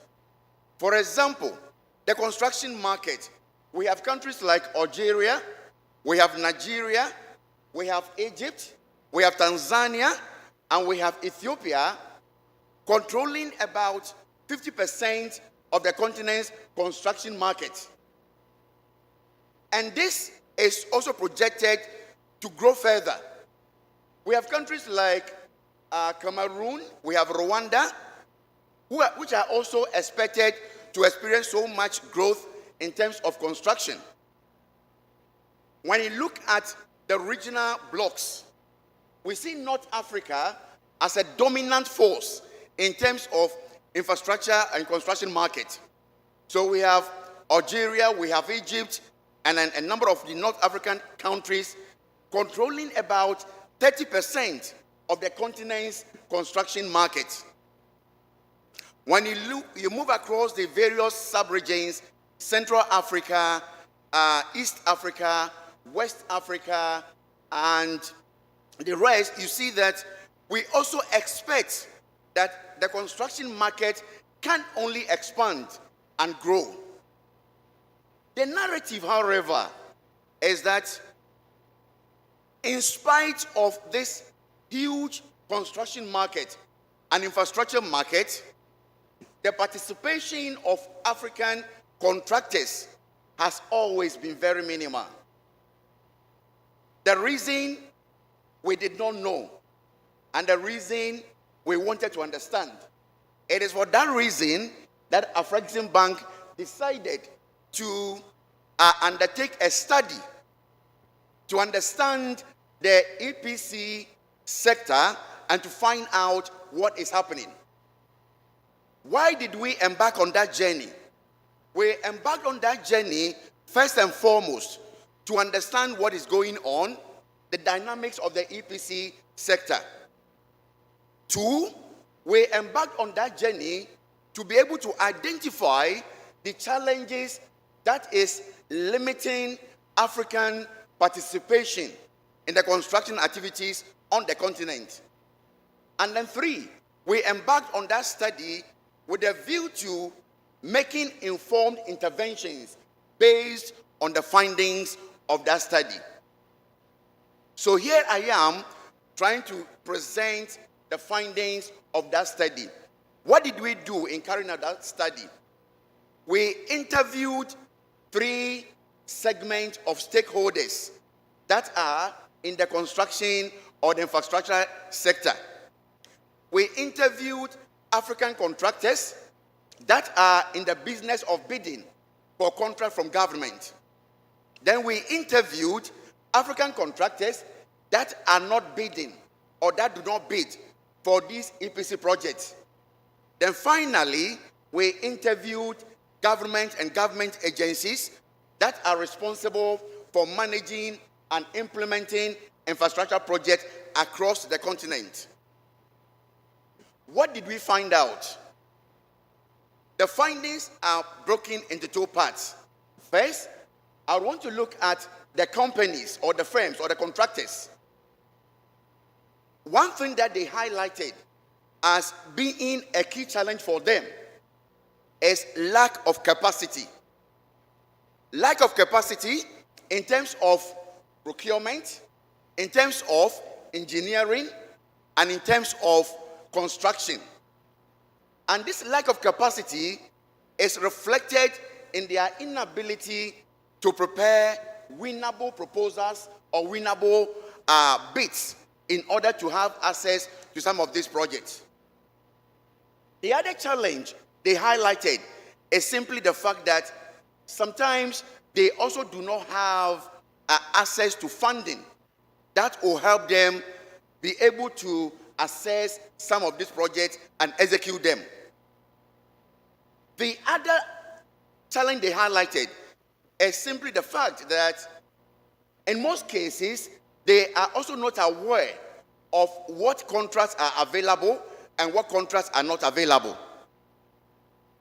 So the firms highlighted 1, lack of capacity, 2, lack of funding in its all forms, it could be guarantees as well, and then 3, in some cases, inability to understand or know where can they assess this project. We then spoke with the government and government agencies that are responsible for infrastructure implementation or project implementation. And what they highlighted as the key challenge, why most of the time they kind of neglect African contractors, the main ones were 3. 1 is the capacity. They highlighted that most African contractors do not have the requisite capacity to be able to execute the project that they normally send out for bidding.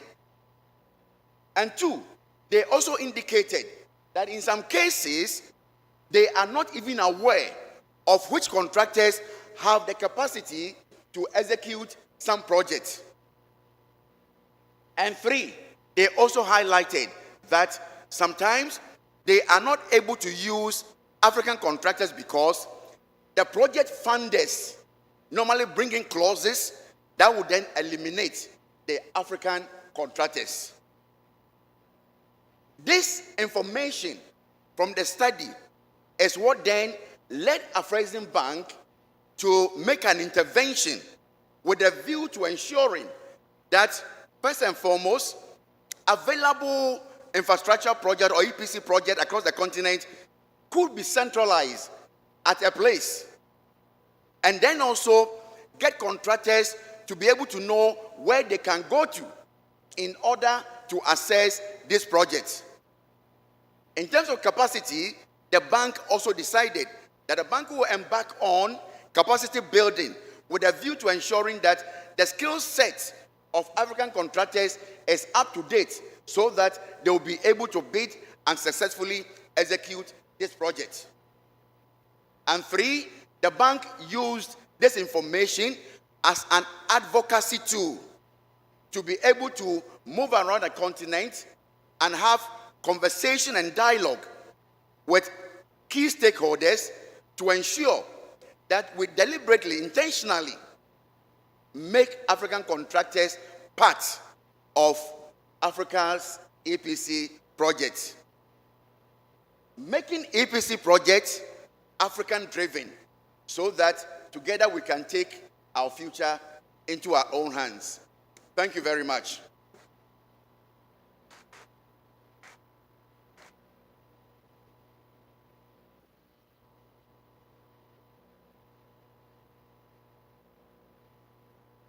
Thank you very much, Dr. Coleman. Very useful insight into the thinking behind this survey and its value.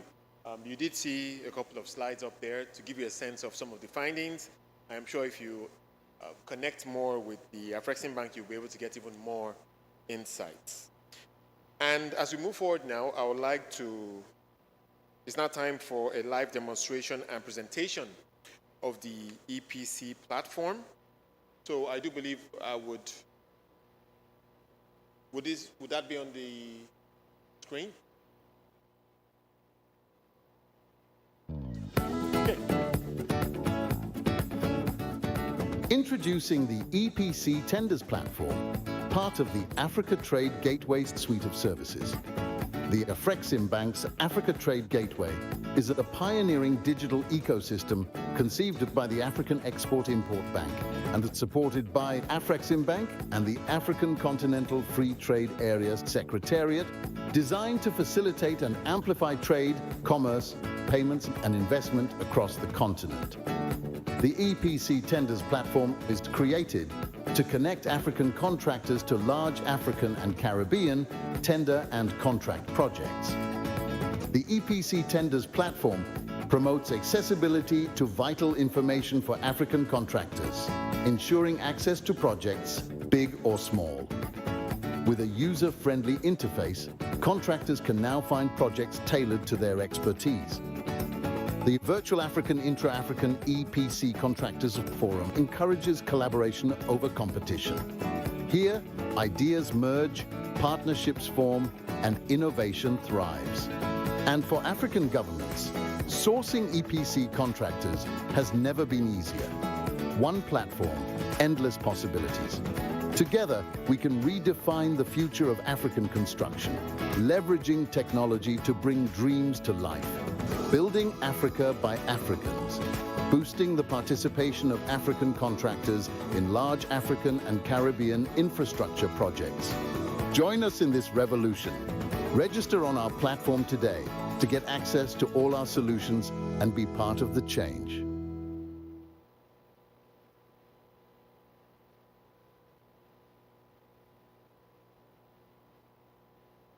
Form, and you all are invited to jump on to see how best it can serve you.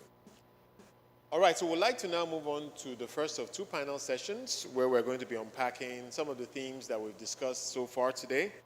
Our first panel will be on innovative financing and regional integration, and the sub-theme will be building resilient, inclusive infrastructure for sustainable development in Africa. So this promises to be a very useful conversation to address the issue around innovative financing and regional integration. I'd like to now invite my panelists to the stage, starting with the CEO of GBC Algeria, Mr. Reda Bourouag. A round of applause for him as he comes forward. We also have Mr. Yao Faria, Executive Director, Greener Angola. Mr. Amadou Thiam, Senior Regional Head for North, Central, and West Africa at Shelter Afrique. I think he's been represented. Are you representing him? Okay. All right. We'll get an introduction shortly.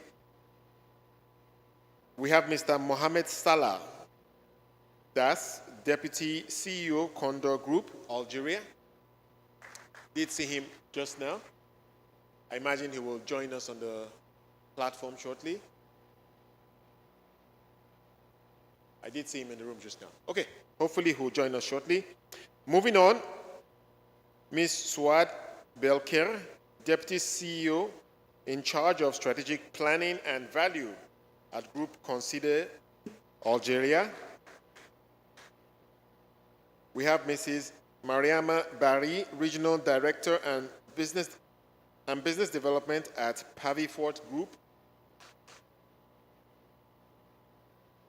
And the last panelist will be Mr. Amer Bodilonson, Senior Specialist Trade, Investment, and Corporate Finance at the Afreximbank.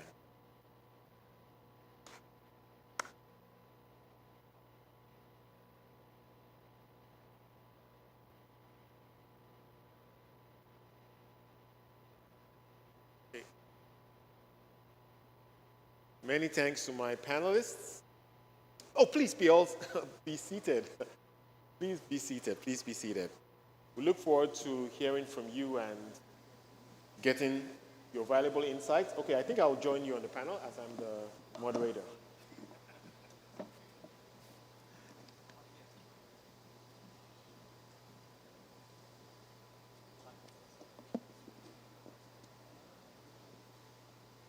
Right.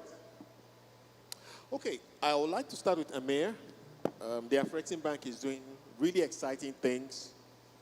I hope you can all hear me. Not too.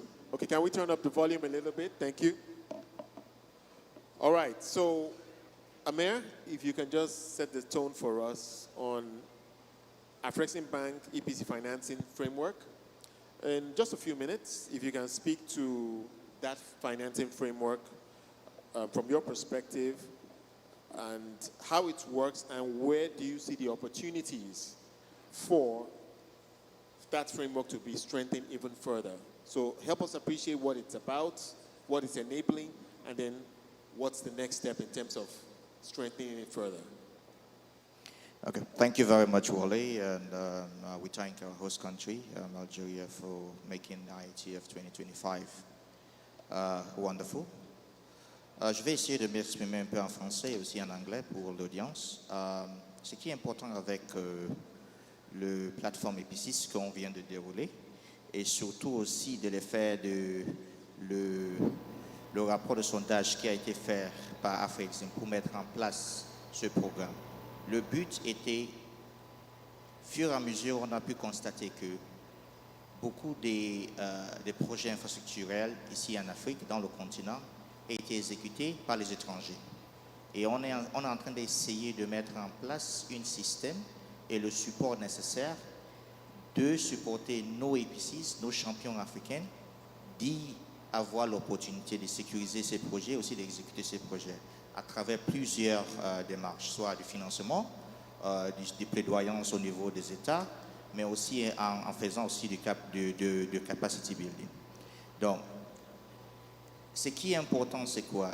Tous ces EPCs étrangères arrivent à avoir la capacité de faire tous les projets infrastructurels en continent parce qu'ils sont accompagnés par les établissements financiers de leur pays, soit les banques, soit l'État. Ce que la Banque Afrexim donc essaye de faire, c'est de dire, nous on est là en termes de capacité financière, nous connaissons le continent très bien et ce qu'on essaye de mettre à votre disposition, c'est cet accompagnement. On essaye de jumeler les EPCs des différentes régions avec les projets ou bien l'expertise qui est nécessaire dans les différents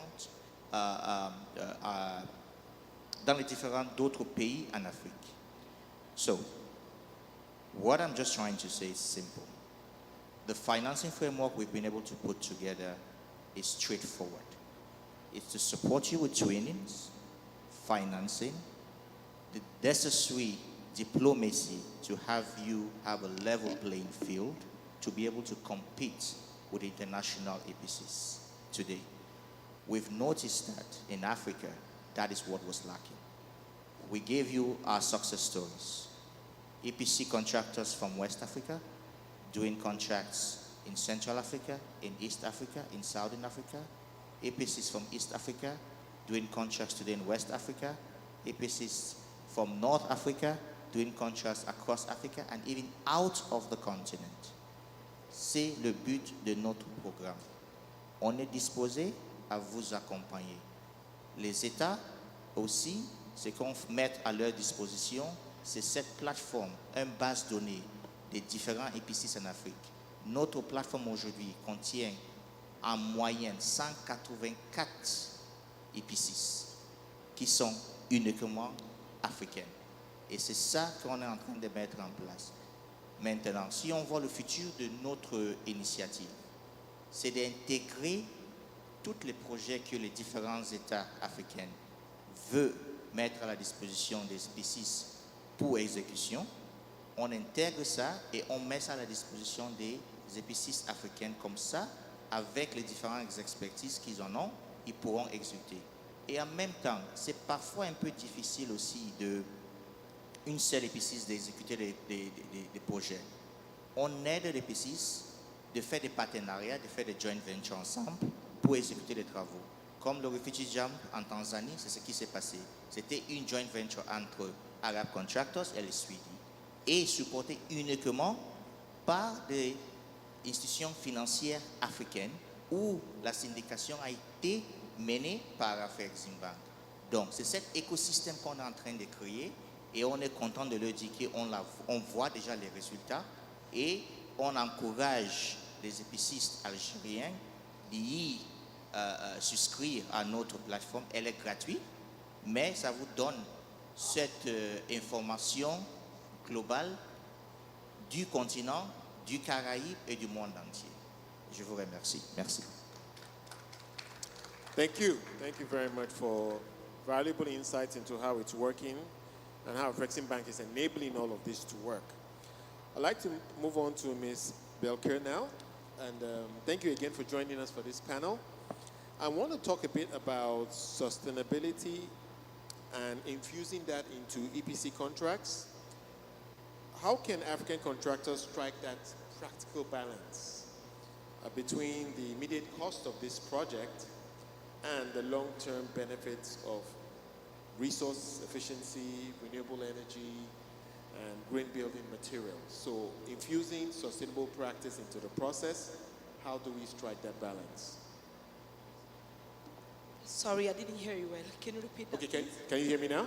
Yes, Okay, thank you. my question was, how can African contractors strike a practical balance between the immediate costs of the projects and infusing long-term benefits like renewable energy, green building materials, things that are essentially more sustainable into the process? Because quite often the argument is that though infusing that practice tends to increase the cost.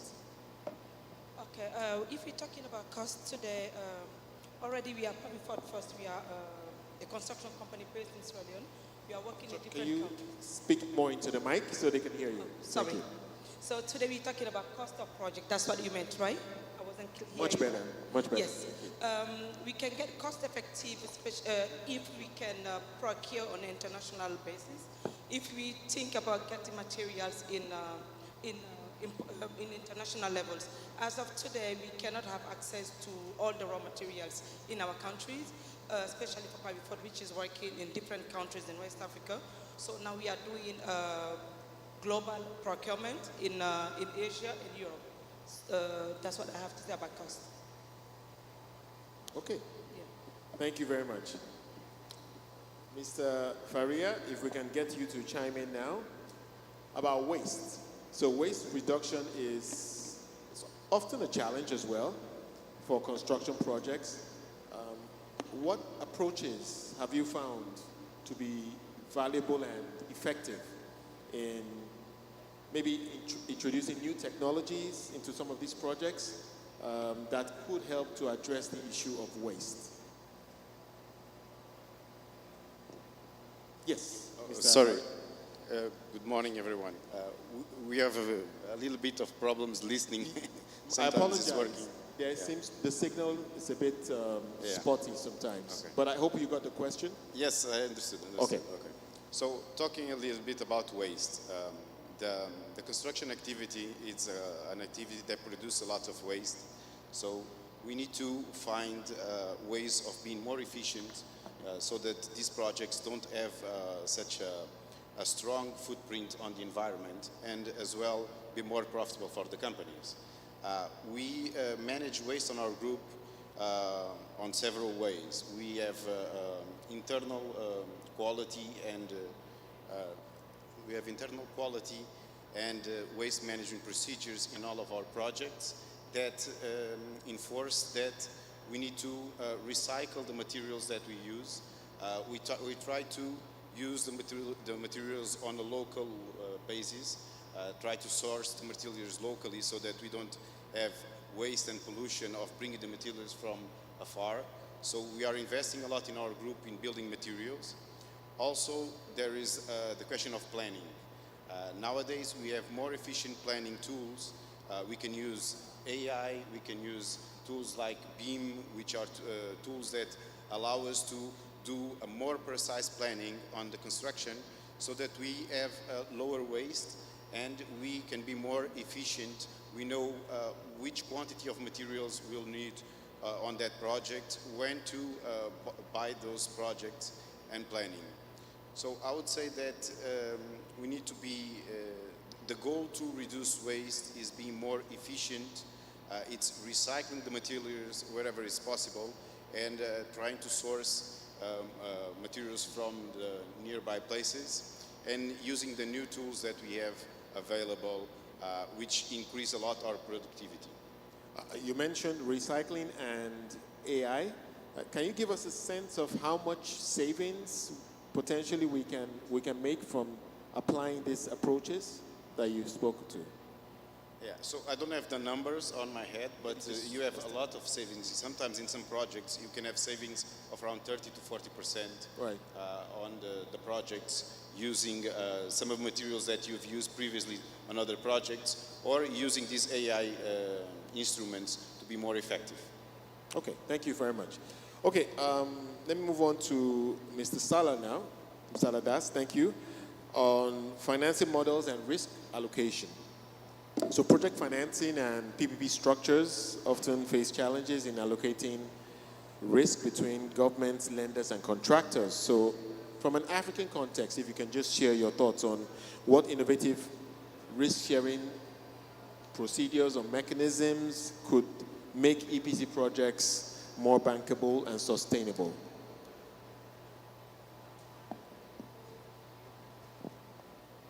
Me, right?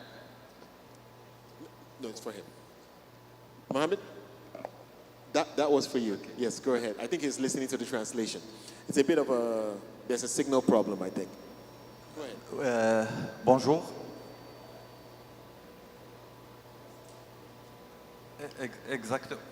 Exactement. Juste la question, la relation avec les pouvoirs publics, c'est quoi la question? I'm sorry? I should repeat the question? Allez-y pour la traduction. Est-ce que je peux? Yes. You want me to repeat the question? Okay. All right. So the question again is on financing models and risk allocation. So basically how to improve the models that can address the risk issues relating to financing EPC projects. In an African context, what can you share in terms of the new or creative thinking around that?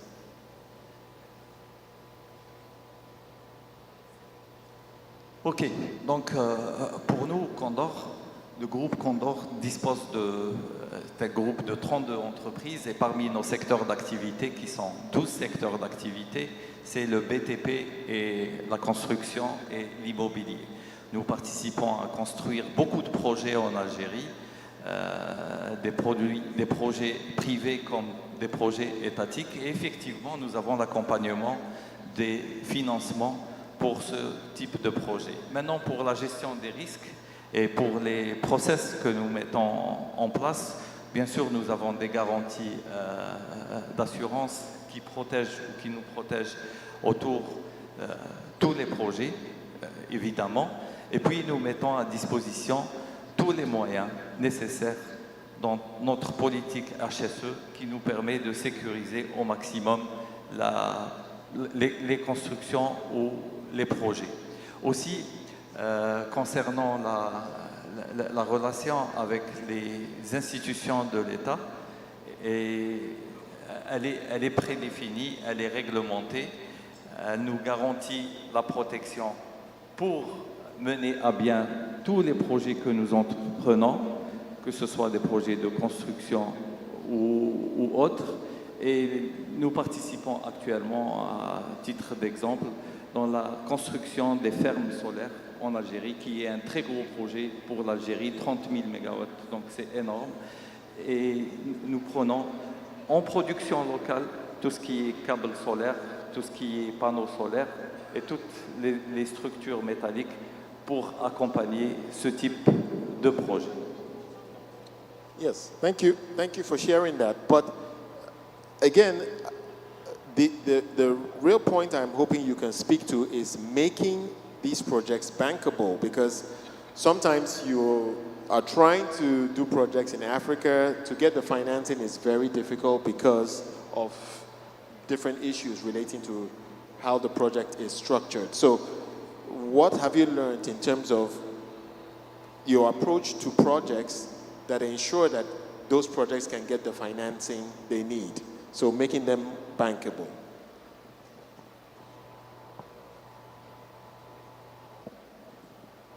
There's a bit of a delay. Effectivement, nous disposons d'investissements énormes. Donc, nos investissements sont évalués à peu près à $1 milliard dans le secteur. Et nous mettons en garantie nos infrastructures, nos moyens matériels comme garantie. Donc aussi, nous avons la protection des assurances, effectivement. C'est des polices d'assurance auxquelles nous souscrivons. Et pour les accompagnateurs, nous prospectons des marchés à l'international avec un accompagnement de financement international, effectivement, pour lequel nos assurances garantissent derrière la sécurité, que ce soit du projet ou du constructeur. Thank you very much. So I see insurance is a big part of that. Thank you. Okay, moving on to Mr. Burraj. Let's talk a bit about alternative sources of financing. Okay, it doesn't work? Okay, Amir, maybe you will help me here.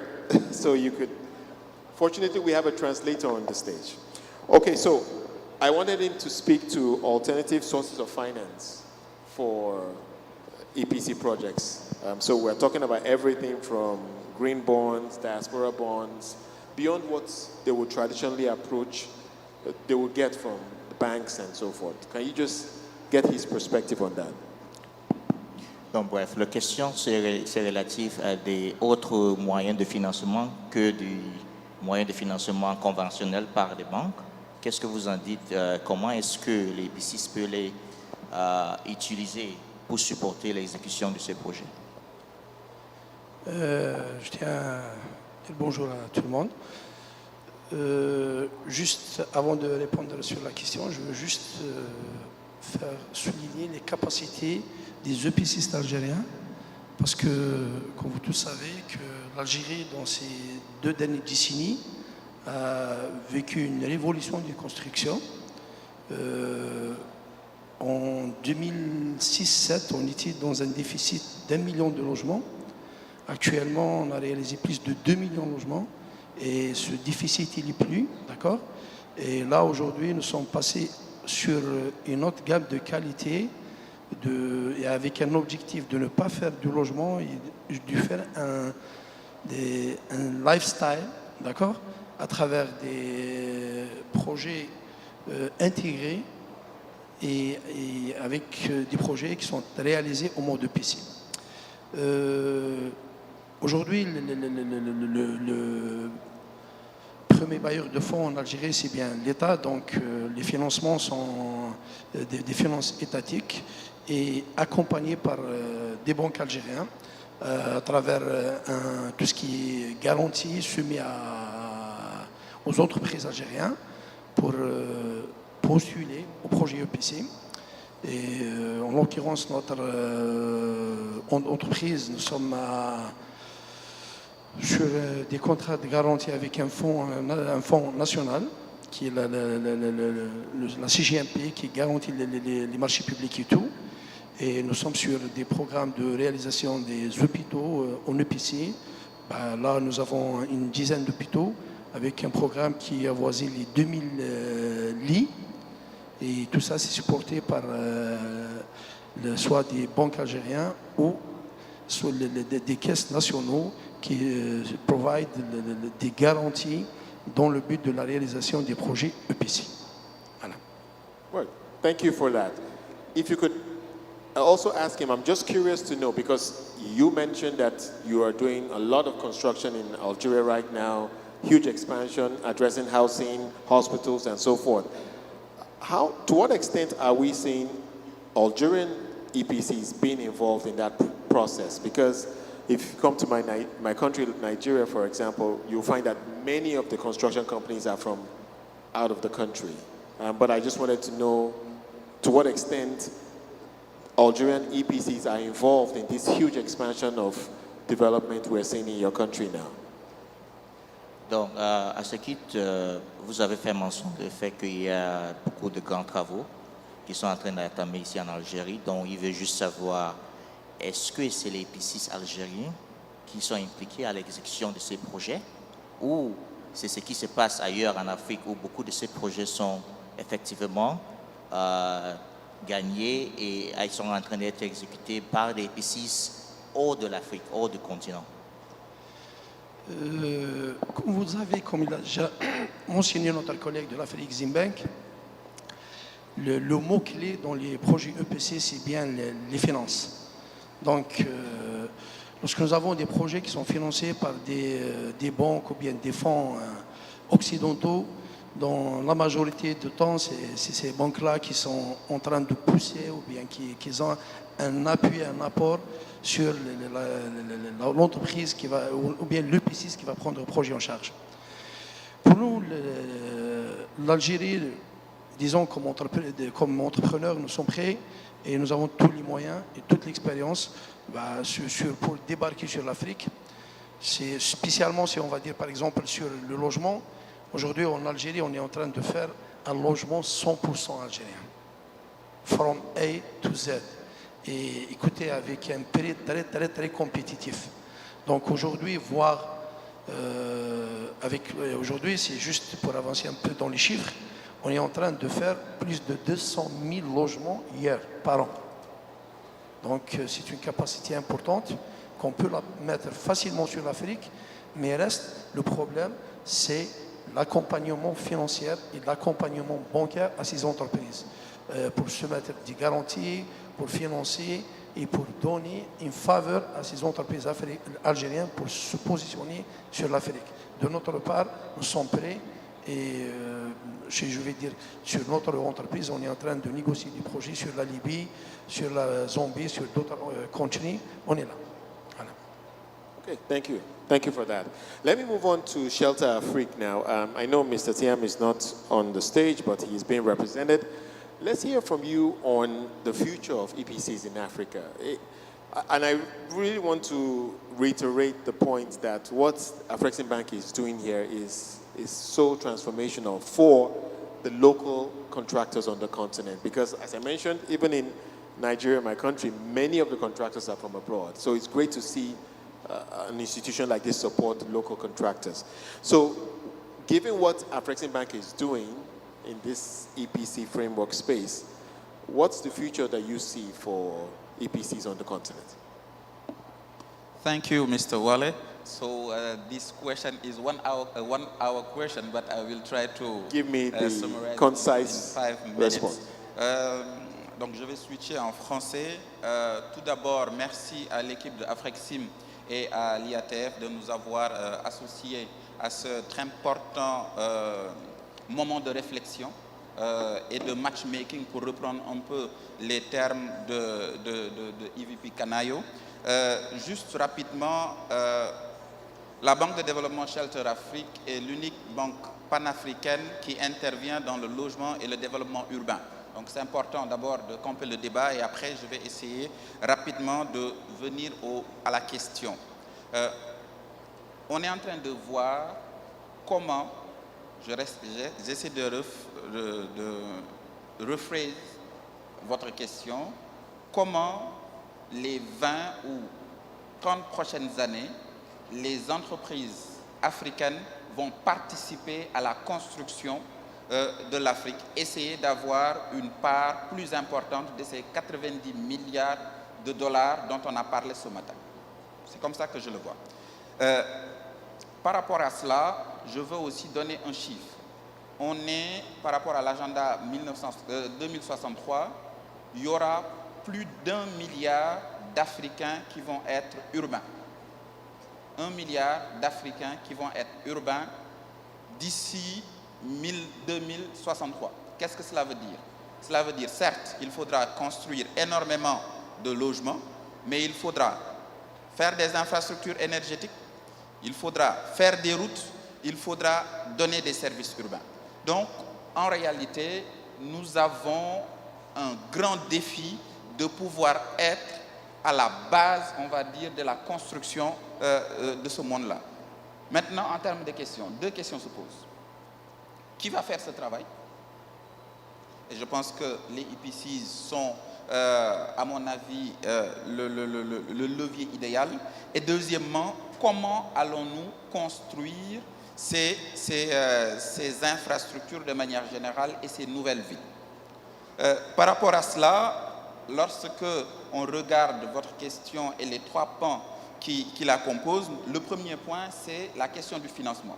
Je pense que Amir est revenu en long et en large dessus. Je vais donc juste piquer 2-3 idées et dire comment Shelter Afrique va venir, on va dire, compléter la chaîne que Afrexim est en train de mettre en place, entre autres en finançant et en accompagnant les États via les PPP et aussi, par exemple, sur le domaine spécifique du logement, financer, entre autres, la demande.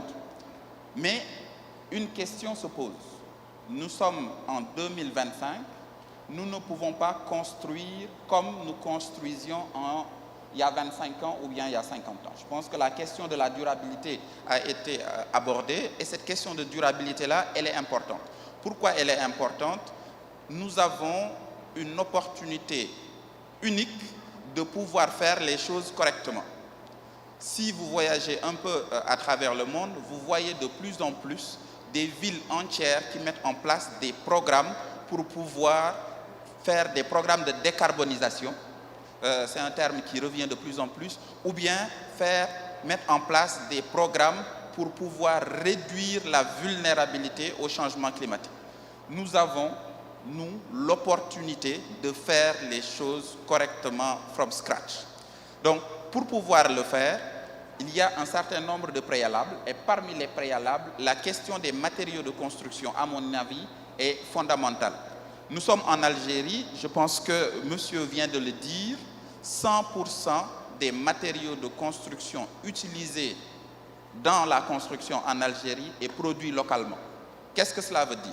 En dehors du génie algérien à pouvoir mettre en place le financement adéquat, nous avons toute une chaîne de valeur qui suit derrière. Nous avons des industriels qui savent faire leur job, nous avons des ingénieurs et des architectes qui savent concevoir avec ces matériaux-là. Et nous avons aussi une acceptation des populations. Donc, en fait, au niveau de Shelter Afrique, nous étions là il y a de cela 1 mois, et Shelter Afrique, à travers son CEO qui est dans la salle, veut mettre en place en Afrique un centre d'excellence pour les matériaux de construction. L'augmentation de la part des 90 milliards dont on a parlé ce matin ne pourra se faire que si nous construisons nous-mêmes à travers les IPC et que nous utilisons un maximum de produits localement. Nous devons réduire les chaînes de valeur, c'est-à-dire importer de moins en moins de la Chine, de la Turquie et d'autres, et faire en sorte que les produits, par exemple le bois qui est produit aujourd'hui au Gabon, puisse servir à faire des logements au Sénégal, la bauxite qui est produite aujourd'hui au niveau de la Guinée puisse être transformée en produit aluminium et importé et exporté au niveau du Kenya. Right. Voici les gens. Yes, I'm going to be quick. I told you that it was a 1-hour question, but yes, but I will be I only quick. have a few more minutes. Yes. C'est exactement ce travail-là qui a été engagé. Et juste pour terminer, dire que ce ne sont pas juste des théories. Afrexim et Shelter Afrique, il y a de cela 2 jours, ont signé quelque chose de très important qui va certainement accompagner les EPC. C'est quoi? C'est une joint PPF, donc c'est un fonds qui va accompagner la structuration des projets. Ce matin, je pense que Mme Canayo l'a dit, un des grands défis, c'est la structuration de projets bancables. Le financement existe, il faut qu'on ait des bons projets pour pouvoir les financer. Et par rapport à cela, Shelter Afrique et Afreximbank sont en train de faire un travail que vous verrez bientôt. Merci. Thank you. Thank you so much. Thank you for very valuable insight into what that future can be. Okay, as we begin to round up this, before I probably can take one question from the audience. Mariama, if we can hear you speak to this about strategies that African EPCs can adopt to mitigate risks and make their projects more attractive to financiers. Can you just speak briefly to that? Right.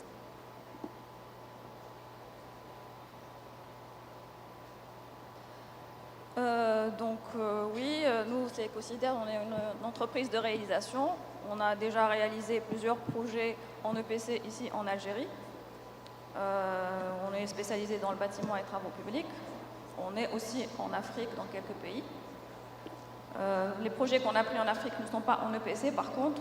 Donc, ce qu'on cherche, c'est de rentrer dans nos pays voisins, aller être accompagné par un financement de banque, Afreximbank, et puis ça limiterait les risques quand on a un financement.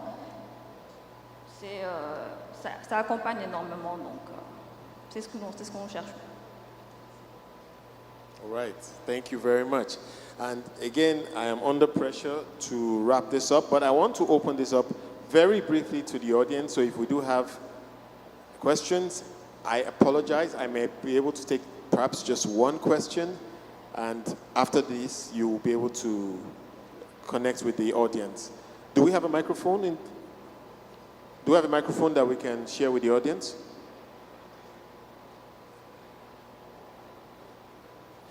If someone can signal to me if we have a microphone.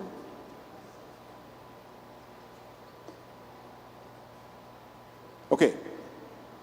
Do we have one?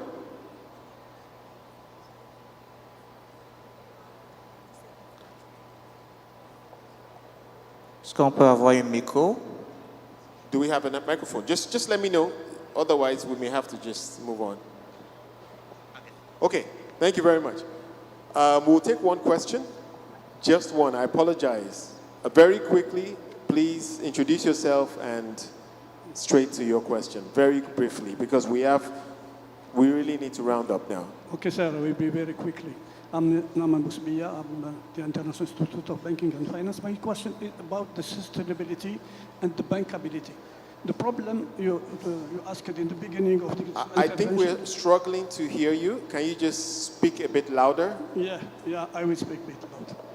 My question is about how to link sustainability to the bankability. The problem is in the standard. I think that if we need to have bankable project, we need to take the ESG risks. I am so sorry. I cannot hear. I cannot hear you. I am sorry. I'm not sure why, but maybe someone else can try. Okay, maybe I can add more question. You are talking about big size companies or big size EPC. How about the medium size and small size? Okay. How to deal with this kind of project, and the way we can reduce the cost and use the labor, the African labor and the African product, the African raw material. Right. In a way. Okay. Thank you. I am sorry. We'll just have to take that because of time. I'm so sorry. Ahmed, do you want to speak to this issue on how smaller size EPCs can be catered to in this whole conversation around EPCs? I think il y a deux façons. I'll speak in English if you're English speaking. There are two ways we can support you. One is we have an SME program which we actually partner local commercial banks to support you, capacitize you, and give you the necessary financing.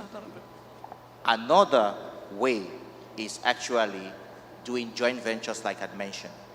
Nobody would have thought that the biggest hydroelectric construction in Africa will be done by Africans. but it was done by African construction companies through a joint venture. So sometimes it's better to open up to the potential of partnership to be able to deliver. So those are the two ways the bank can help you. If you have an expertise, we can put you into contact and in partnership with another person in another country to execute. If you need the financing directly, we have an SME program within the bank, which we can support you with your own commercial banks. True, because we cannot be everywhere at every time. Afrexim Bank brings additionality. We do not cannibalize. So we work with locals, local institutions to ensure the financing is delivered to support African Build Africa. And real quick, if you can just also speak to what you're doing in terms of capacity building for the EPCs locally so that they can get to the standards that will make them more appealing to project sponsors. À travers les sessions de travail comme cela, on essaie de vous donner des expertises. On essaie aussi d'avoir des sessions de travail avec des différentes EPCs qui sont déjà équipés, capacités dans l'ingénierie et le savoir-faire dans certains secteurs. Donc, c'est ces jumelations qu'on essaye de le faire à travers l'Afrique. La banque aussi a une académie qui s'appelle AFRICAD, où à travers l'AFRICAD aussi, on a des formations pour les différents secteurs. Donc, si ça vous intéresse d'être éduqué dans certains secteurs, vous pouvez prendre contact avec la banque et on vous met avec des experts qui pourront donner les formations dans les différents secteurs aussi. Thank you. Thank you very much. I apologize, but we have run out of time. I can see more hands in the audience, but I really have to round this up because the clock is ticking for me here. So on that note, I would like you to please put your hands together for our panelists for their very valuable contributions today. Thank you so much as we move on with the program. So we'll take a photograph and then we'll move on to the program.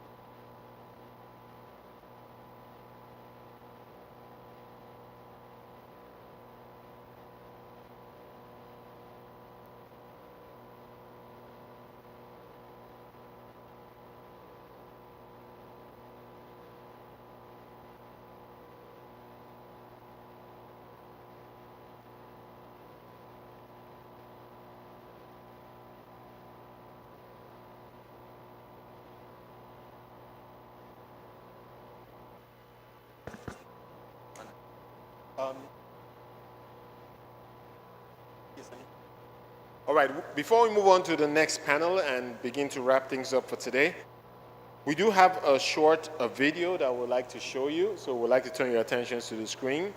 A short marketing video on Afrexim Bank's border market strategy.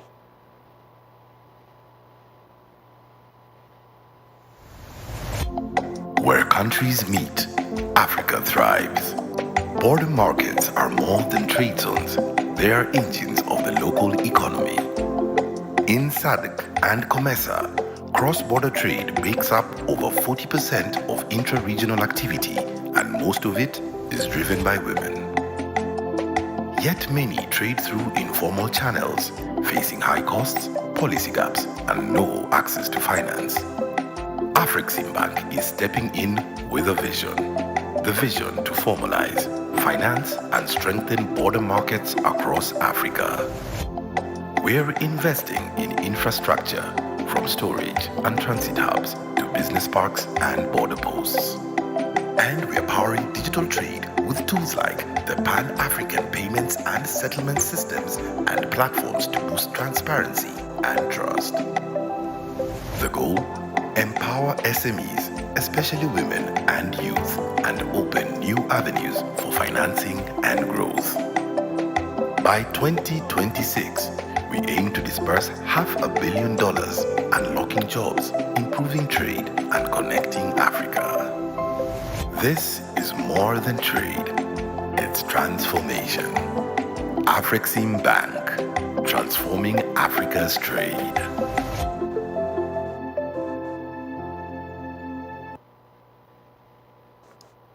More insight into what Afrexim Bank is doing there. We'd like to move on now to our final panel for today before we wrap things up. And this time we're going to be focusing on unlocking the potential of border markets, enhancing cross-border trade, infrastructure, and regional integration in Africa. This session will be moderated by my friend and colleague, Fifi Peters, Senior Anchor at CNBC Africa. Please put your hands together for her as she steps forward to moderate this panel. A round of applause for Fifi. Okay, here she is. All right, over to you.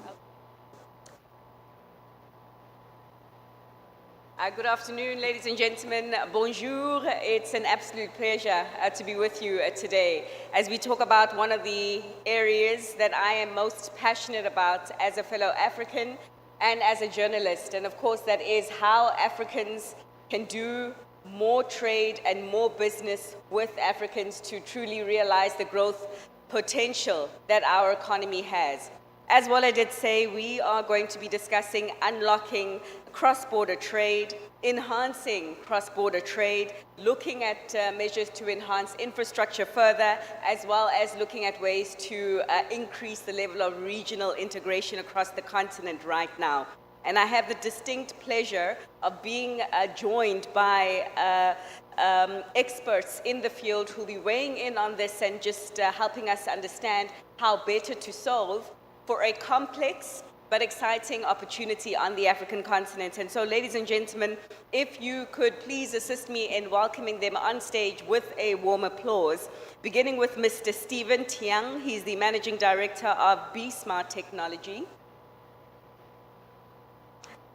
I'm also joined by Madame Demita Gyang, Director of Customs at the AFCFTA Secretariat. Mr. Benjamin Kamanga, representing ZEP RE, PTA Reinsurance Company, as well as Mrs. Helen Brume, Director and Project and Asset-Based Finance at Afrexim Bank.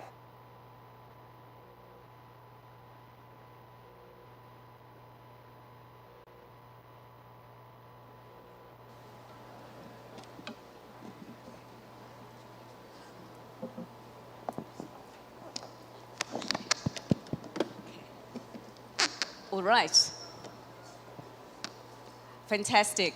I would say that this is a conversation that one can never tire having.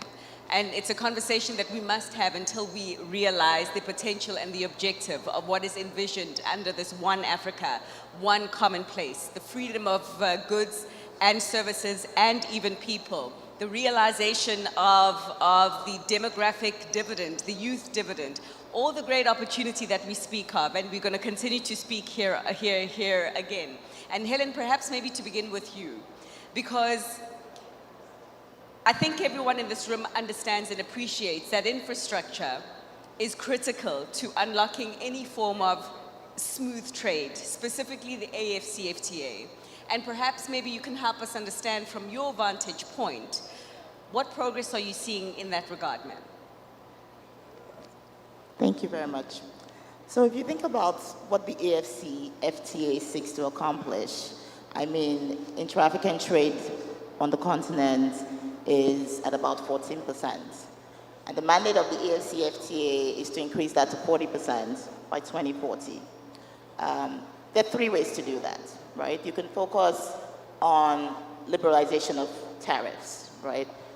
But then there's also the infrastructure piece. Because if people cannot move freely from one point to another, then the ultimate goal of the AFCFTA is defeated. And then finally, there's logistics and transportation. Now, the good thing is that Afrexim Bank supports the AFCFTA agenda across all of these three metrics that I mentioned. And I'll just go into details. So starting from improved border logistics. We understand that border markets is critical to delivering on the mandates of the AFCFTA. And we are committed to supporting that. A couple of years ago, and this was the first PPP model cross-border post in one of the busiest border posts on the continent, which is the Bait Bridge border post. Afreximbank supported the construction of the infrastructure and the digitalization of the border post to the tune of $70 million. Now, the impact of that border post has been phenomenal. Previously, it used to take about 65 hours to cross. That has now been reduced to 13 hours. It has created at least 3,000 jobs. Sure. And I'd like to emphasize that 65% of those jobs have been given to women. It's also improved the livelihood around the border posts, and livelihood that greatly impacts SMEs. It's made them more resilient. It has improved the infrastructure around there. So these are just one of the initiatives. And the good thing about Afreximbank is that we're not just financing, we're also supporting initiatives that are committed to the improvement of AFCFTA along those three core areas that I just mentioned. A couple of years ago, we launched the payment, the PAPS network. And the importance of this is, if you're going to try and improve regional trade, people need to be able to trade freely in currencies. I want to be able to sit in Egypt. I live in Egypt, by the way, but I'm Nigerian. I want to be able to sit in Egypt and sell my goods to someone in Uganda and not have to worry about how I'm going to source for foreign exchange or receive local currency, because that is how my operating costs or where my operating costs are domiciled. So PAPS is a direct response to that. It allows free trading across the continent, and you get to settle your transaction in your local currency. So that reduces the dependence and the need for foreign exchange, and it helps to stabilize your local currency. So it's a win-win situation. We also identified a critical bottleneck in the movement of goods across the continent. Previously, if you needed to move goods, for example, from Nigeria to Burkina Faso, you would need to post a transit guarantee at every single country. So think about it, there are about 7 countries between Nigeria and Burkina Faso. That's 7 transit bonds.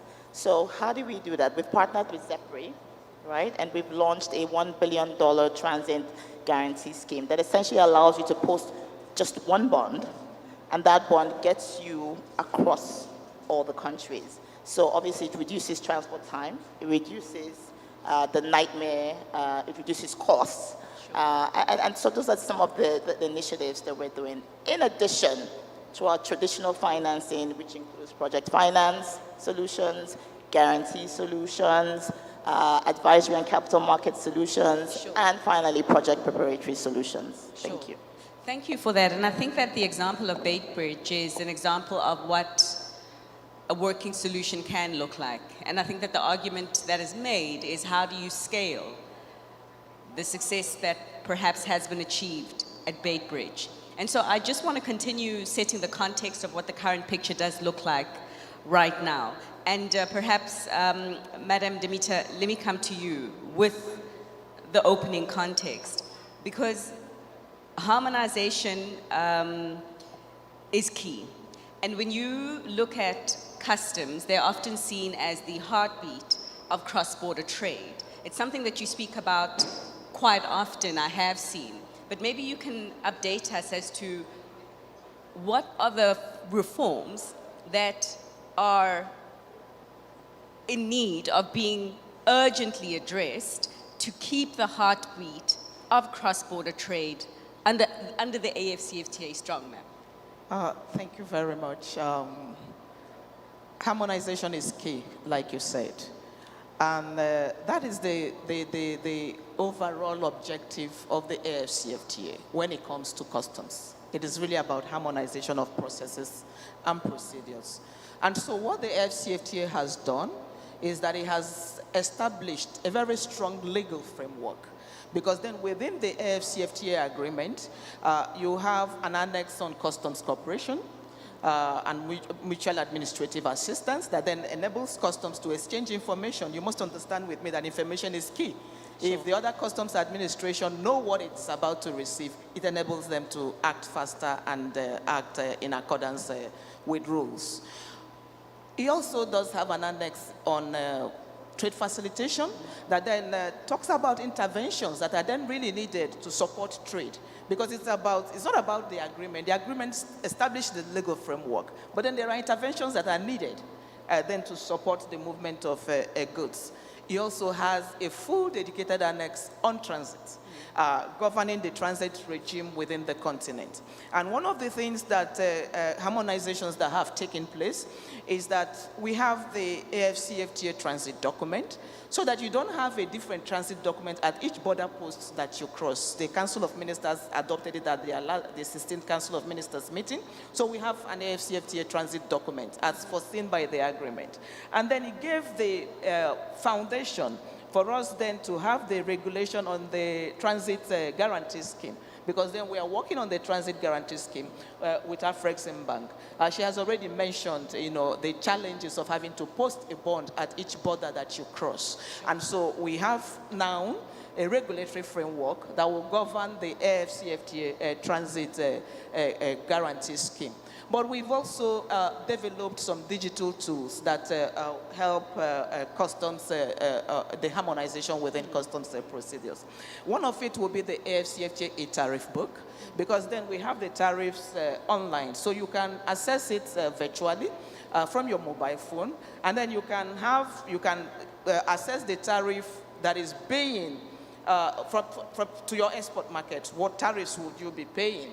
And then you would also be able to pull out the rules of origin for that particular tariff line. So as a trader, you are prepared before you ever send your goods. As a customs officer, you have this, your mobile phone access to then the tariffs that you're supposed to be taking. So that's the e-tariff book. We are also working, which has really progressed, on the e-certificate of origin.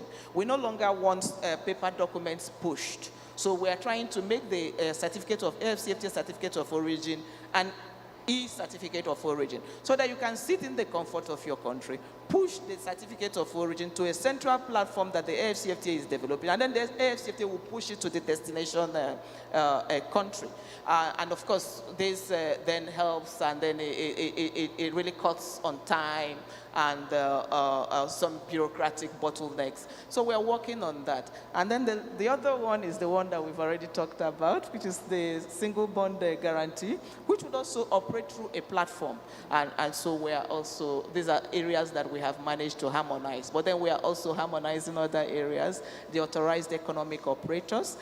We want mutual recognition for the authorized economic operators, so that once an operator is recognized in the country, it will be recognized in another country. So you don't have to go through the processes all over again. Thank you. No, you have a lot on the go, and I think that many people will appreciate the fact that Rome is not something that is built in a day. It's something that will take time. But you made reference to quite a number of data points, data being where I want to pick up on. Because, Stephen, this is where you come in. They often talk about data, or the digital world, as it were, as being an invisible bridge to harmonization in some examples. And both of you, yourself and Helen, did mention the guarantee scheme, and I do know that your company has been a signatory of one of those deals in the recent past. So maybe just talk to us about data and digital technology more specifically, sir, and the degree to which it is currently improving some of the logistics and infrastructure bottlenecks on the continent right now. Okay, so the digital platform, centralized digital platform that had been mentioned earlier, allow the information to be transferred between different countries. Okay, share the information that you have. That is the digital platform that enable automation.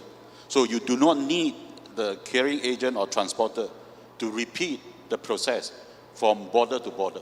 That will slow down actually the time that you spend in the border to clear the custom document and so on and so forth.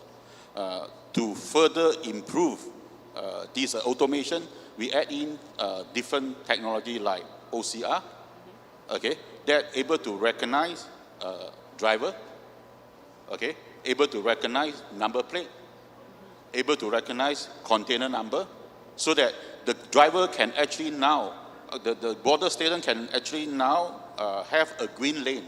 Okay, once you have been recognized, you can be passed through all the way without needed to stop. So if that can be done, you can now cut down the time that you have to spend, okay, on the border station, maybe now, maybe one day, for a driver to run around from one department to the other. Now everything is complete by recognizing the face, by make sure that the document is correct at the point of origin. Then you can now all the way cross for every single country or border station that you pass through. Sure, Yeah. sure. We'll come back and maybe highlight further examples in the next round of questions. But Benjamin, to bring you in here, so because ultimately, moving goods around is a risk, and risks need to be covered, as it were. And so maybe you can talk to us from an insurance perspective, what we're trying to do here in terms of unlocking further infrastructure development, further regional integration on the continent, where your insurance, reinsurance lens, sir, to the argument on how that can better be achieved. Thank you, moderator. Good afternoon. Yeah, so essentially the infrastructure is critical in the sense that information is key. The biggest risks as you move the goods, you have the truck itself, which has risk. You have the driver, which is a potential source of risk. Then you have the biggest problems, roadblocks at the border posts. So all these are opportunities where risk management can be enhanced. So, for example, in East Africa now, they have what they are calling the electronic cargo tracking system, sure, which then enables you to see the goods as they move across the border. So that obviously reduces the risk in a very significant manner, because in the event there is an accident, there is a rerouting or anything like that, you are able to see. A second problem, which has been over time, which has been source biggest risk to underwriters like insurance companies, it is the border. If without data sharing information, imagine a scenario where you have technology where you can know what goods are landing at a port like Mombasa, maybe a month before. And then the port system and the custom system is able to see and track these goods as they get to the border. By the time the truck gets to the border, we already know what is on board and what is passing. Now, insurance company gave a bond, or what we are calling the single guarantee bond, from the port for custom duty.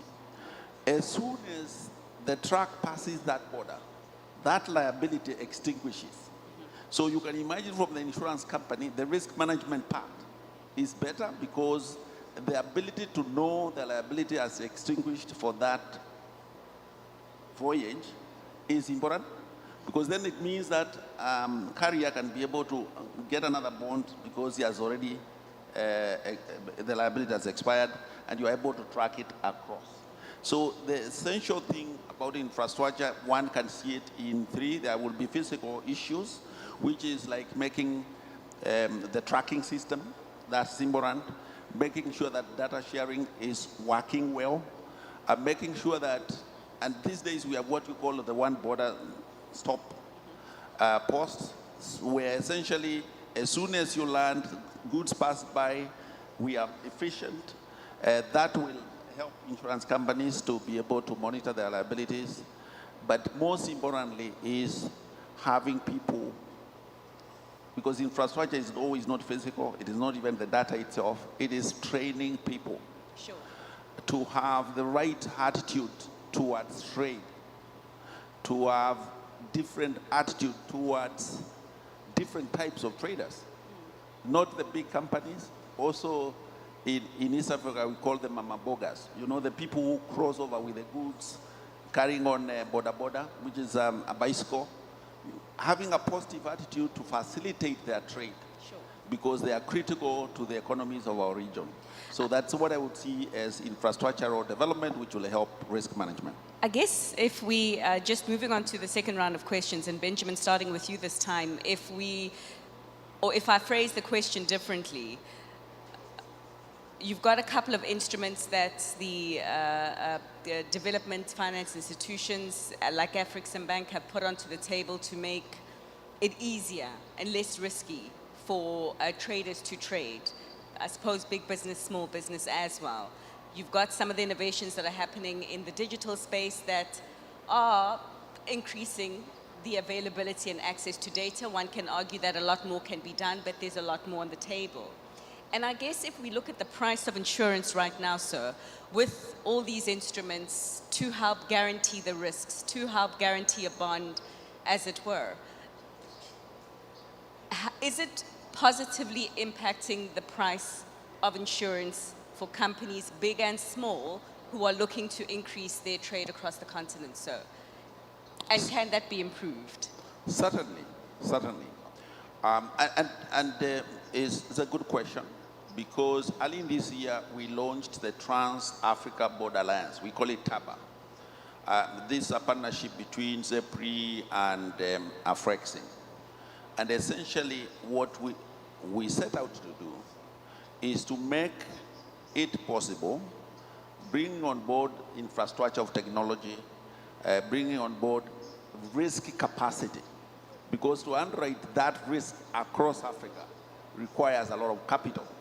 So that TABA brings in that capability. But just for your information, insurance price is an accurate experience. Okay. We price based on what is our past experience, or what has the losses been like. Once technology improves, once the throughput is fast, once we monitor with those custom areas where the goods are being locked and all that stuff, the experience or the loss experience will suddenly go down. Okay. And once that goes down, the prices of insurance goes down. Okay. And that suddenly improves the ability, or encourages or makes the cost of trading across the border cheaper. Okay. Helen, I'm coming back to you, and maybe just in simple terms, if you can explain one of the instruments that you did speak of, one of the innovative tools, as it were, that Afrexim Bank has piloted in order to guarantee and back up the risk of these big businesses, small businesses that do business on the continent. It's the guarantees and the transit bonds. Can you maybe in simple terms just break down practically how they have been working and who can access them? Okay.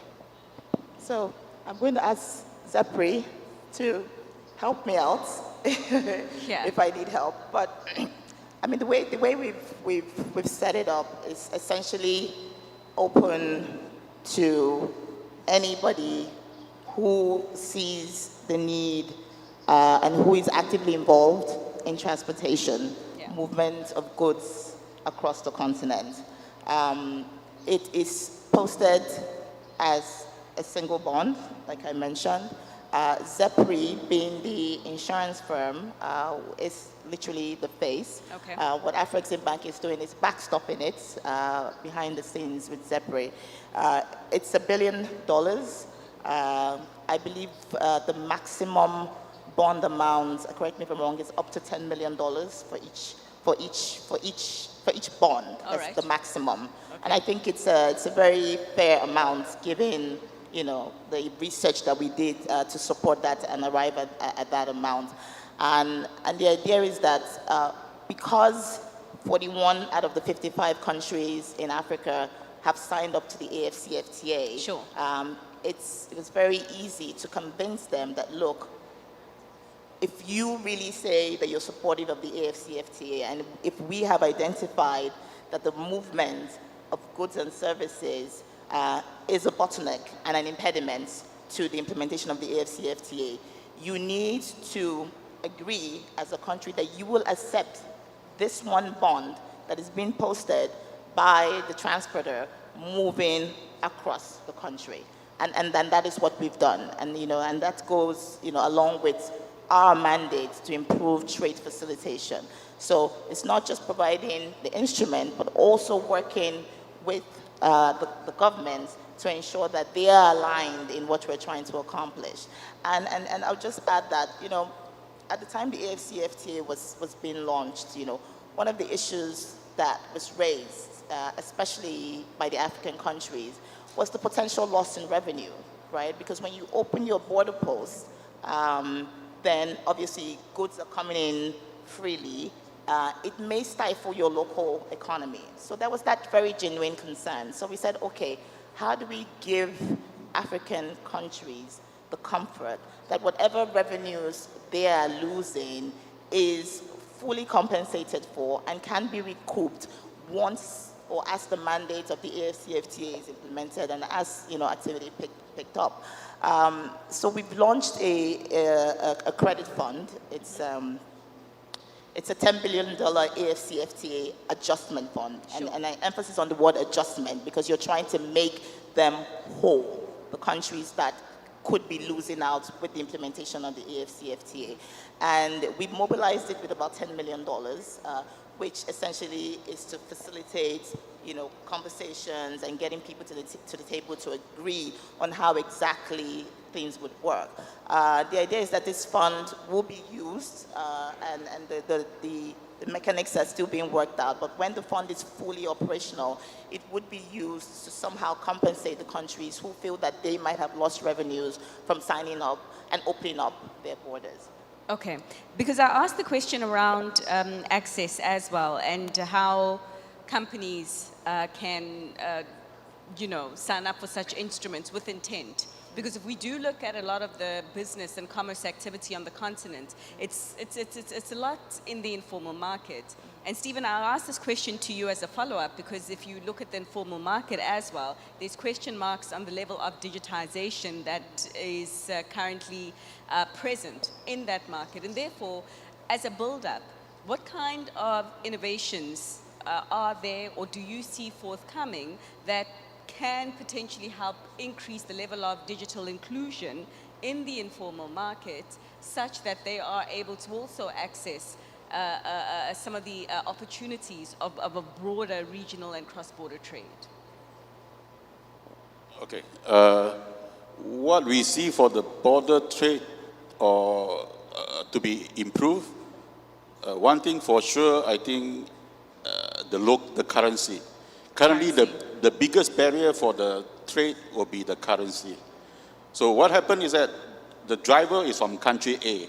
They have to simply cross maybe country B, country C to deliver the cargo. So in between the journey, okay, so because of the currency barrier, what they have to do, they have to convert to other forex. Okay, every single country you exchange the forex, and I think the rate for the forex between two country, African countries, normally is not so good. So I would recommend that if possible, enable the use of local currency, okay, in different country, okay, simply by harmonize the digital wallet. Sure. Okay, so that because this driver don't spend a lot of money, but this small little money, which is a lot, because there's a lot of driver that crossing. Okay, they need to eat, they need to pay toll, they need to pay other expenses, sleep, and so on and so forth. Sure. So with this local currency to be enabled in other countries, that will help, okay, the spending and also to ease the entire process. Sure. Okay, so it all boils down to the money as a very important enabler of activity. I'm told that we have around 5 minutes left, and perhaps we finish it off with a closing remark on maybe one or two things that, if changed, could certainly accelerate the level of African infrastructure right now and the level of regional integration. And Madam Demita, maybe to give it to you. Okay, thank you very much. The AFCFTA agreement itself promotes the establishment of one-stop border posts. Because then what one-stop border posts does is that it helps you harmonize the systems and the processes. So where all the officials that are supposed to be clearing goods at a particular border post are seated in the same building, and then their systems are interconnected. And so if I'm to talk about what we then intend to see in terms of infrastructure, we intend to see more connectivity, we intend to see more customs digital platforms established, we intend to see then the continental electronic cargo tracking system, so that way goods moving within the continent are monitored and tracked, and then it makes for transparency, makes for efficiency, and it makes for effectiveness. But we are also inclusive. So we are promoting the simplified trade regime. We have actually developed the framework that will harmonize the simplified trade regime across the continent. We are focusing on goods that are of interest to women, because then that's what makes it inclusive. We are focusing on what they produce, what they trade. Trade might not have gender, but you will realize that women trade in particular products, and we don't know where that was defined. But so we are focusing on goods that are of interest to women, so that way we can impact the women and be inclusive. We are also focusing on making the border infrastructure quite accommodative of women. You might be surprised that most of the border infrastructure does not factor this. So sometimes you have women giving birth because they are waiting at the border posts, and then there are no facilities close by, health facilities. And then we are also looking at then how do you make the life of the trucker better. So you might find that there are some border posts that don't have energy. So you arrive there around 6 p.m., you have to sleep over and wait till the following day when the sun comes out. And then imagine where that is a situation for a woman, and all the other implications for the environment and health. So since it's a closing, all I will say is that infrastructure is very key. Otherwise, then the agreements that have been negotiated will just be just another document. And we don't want that for the AFCFTA. Absolutely, and a perfect point in which to close, and I do apologize for the shortness of time, but in essence, today we're speaking about bottlenecks, and we are listing a few challenges, but they, if you flip the side of the coin, are also opportunities that can certainly help us realize the one Africa, stronger Africa that we aspire to. With that said, ladies and gentlemen, could you kindly assist me in thanking the panelists for their wonderful remarks as they helped us draw a close to this session before we do head out to lunch. I do welcome you to take your seats again, once again, in the audience. There's just a few more things that we have to get through before we... I think that there's a photo first, yes?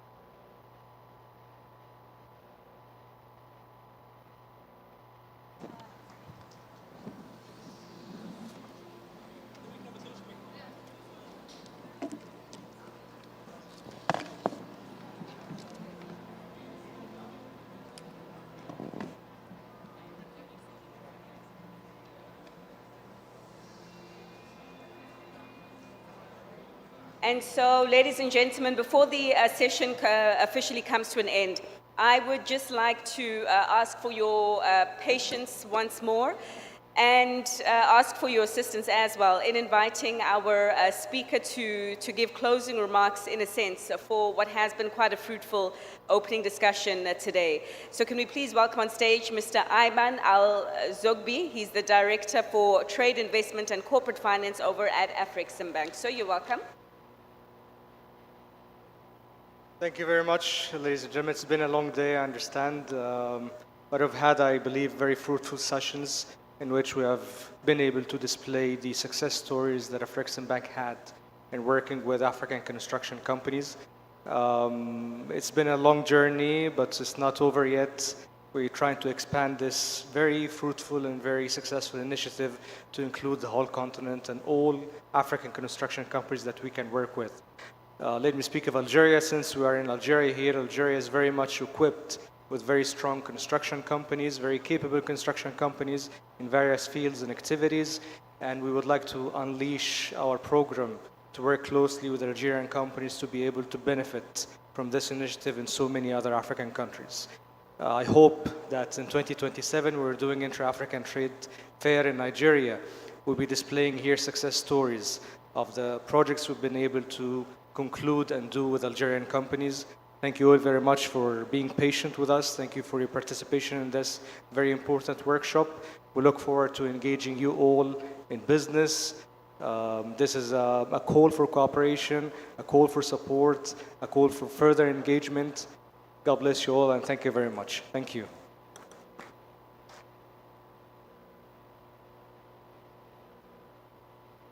Thank you so much, sir. And just one last line item to get through before we officially wrap things up. There is going to be one last deal signing, ladies and gentlemen, a joint project preparation facility framework agreement that is between Afreximbank and the Government of the Republic of South Africa, acting through its National Department of Public Works and Infrastructure. So the team are getting things ready, and as they do, I would like to call on the signatories in this deal to give some brief remarks. First of all, can we please have Mr. Kenny Morolong? He's the Deputy Minister in the Presidency of the Republic of South Africa. Thank you.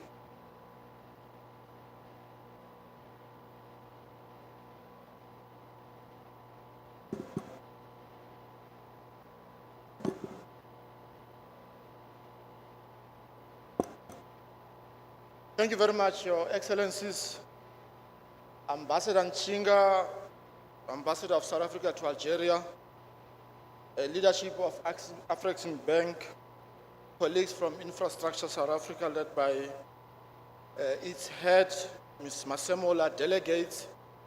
It is a privilege to stand here today on behalf of the South African delegation to witness the signing of the joint preparation framework agreement between Infrastructure South Africa and Afreximbank. For some context, Infrastructure South Africa was first established within the Presidency of South Africa in 2020 with a small and bespoke mandate as directed by His Excellency President Cyril Ramaphosa. The institution has evolved tremendously since then, and we are proud to see the mandate grow, take shape, and forge meaningful contribution like the one we are witnessing today.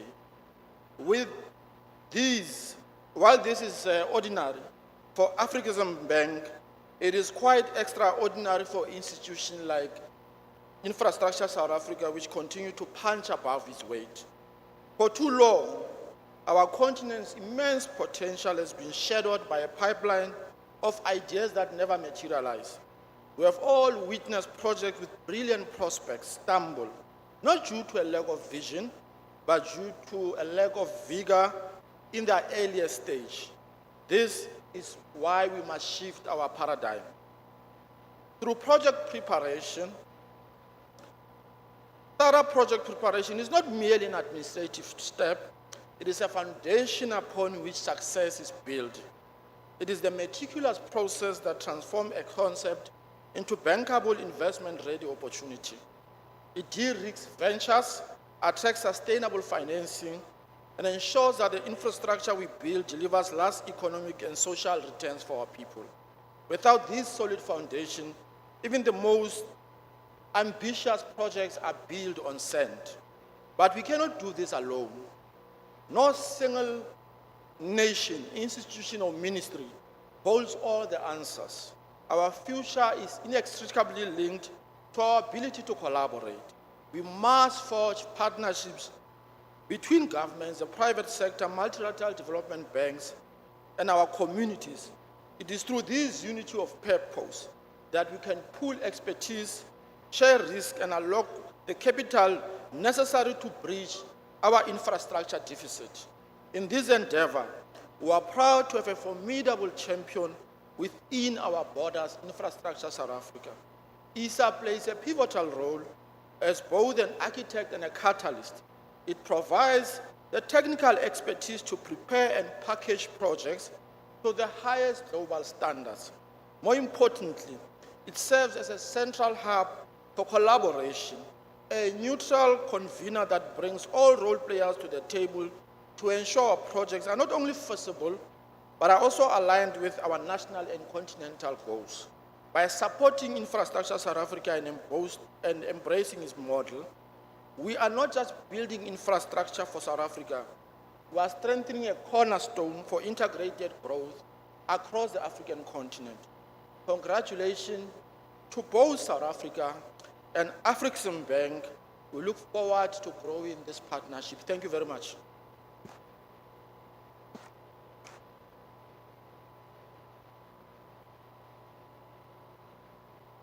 And thank you, sir. Very good to see you away from home. I'd now like to call on the signatories who will be putting pen to paper for this deal, beginning with Ms. Mametsi Masimolo, who is the Acting Head of Infrastructure South Africa. If we can also welcome her with an applause, as well as Mrs. Oluranti Doherty, Managing Director at Afrexim Bank.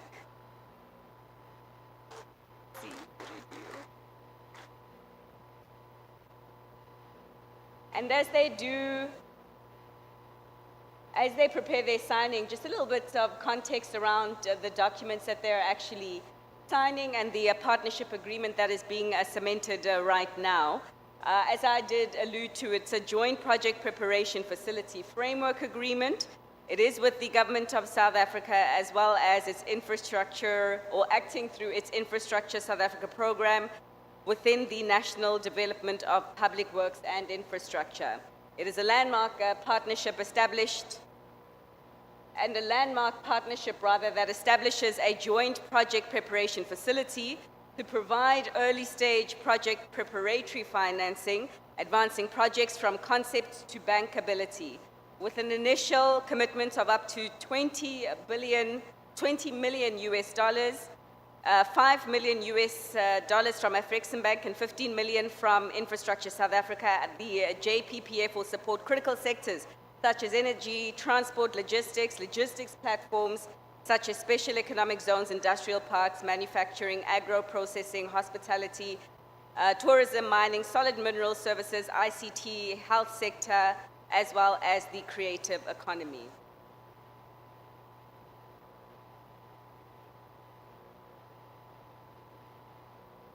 And so I'd now like to invite Mrs. Oluranti Doherty.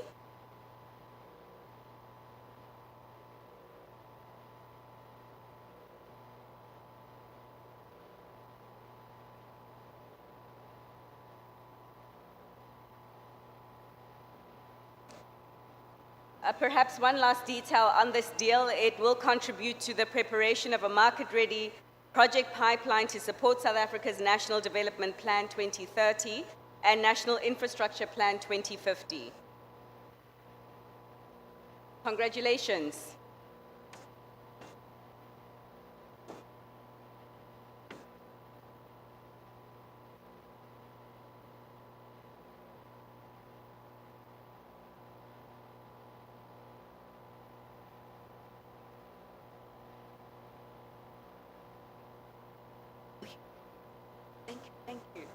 And with that, ladies and gentlemen, that wraps up today's session, well, the session for right now. I believe we'll be breaking for some refreshments, and the program will continue. Just make sure that you keep an eye out for the proceedings on stage to ensure that you don't miss.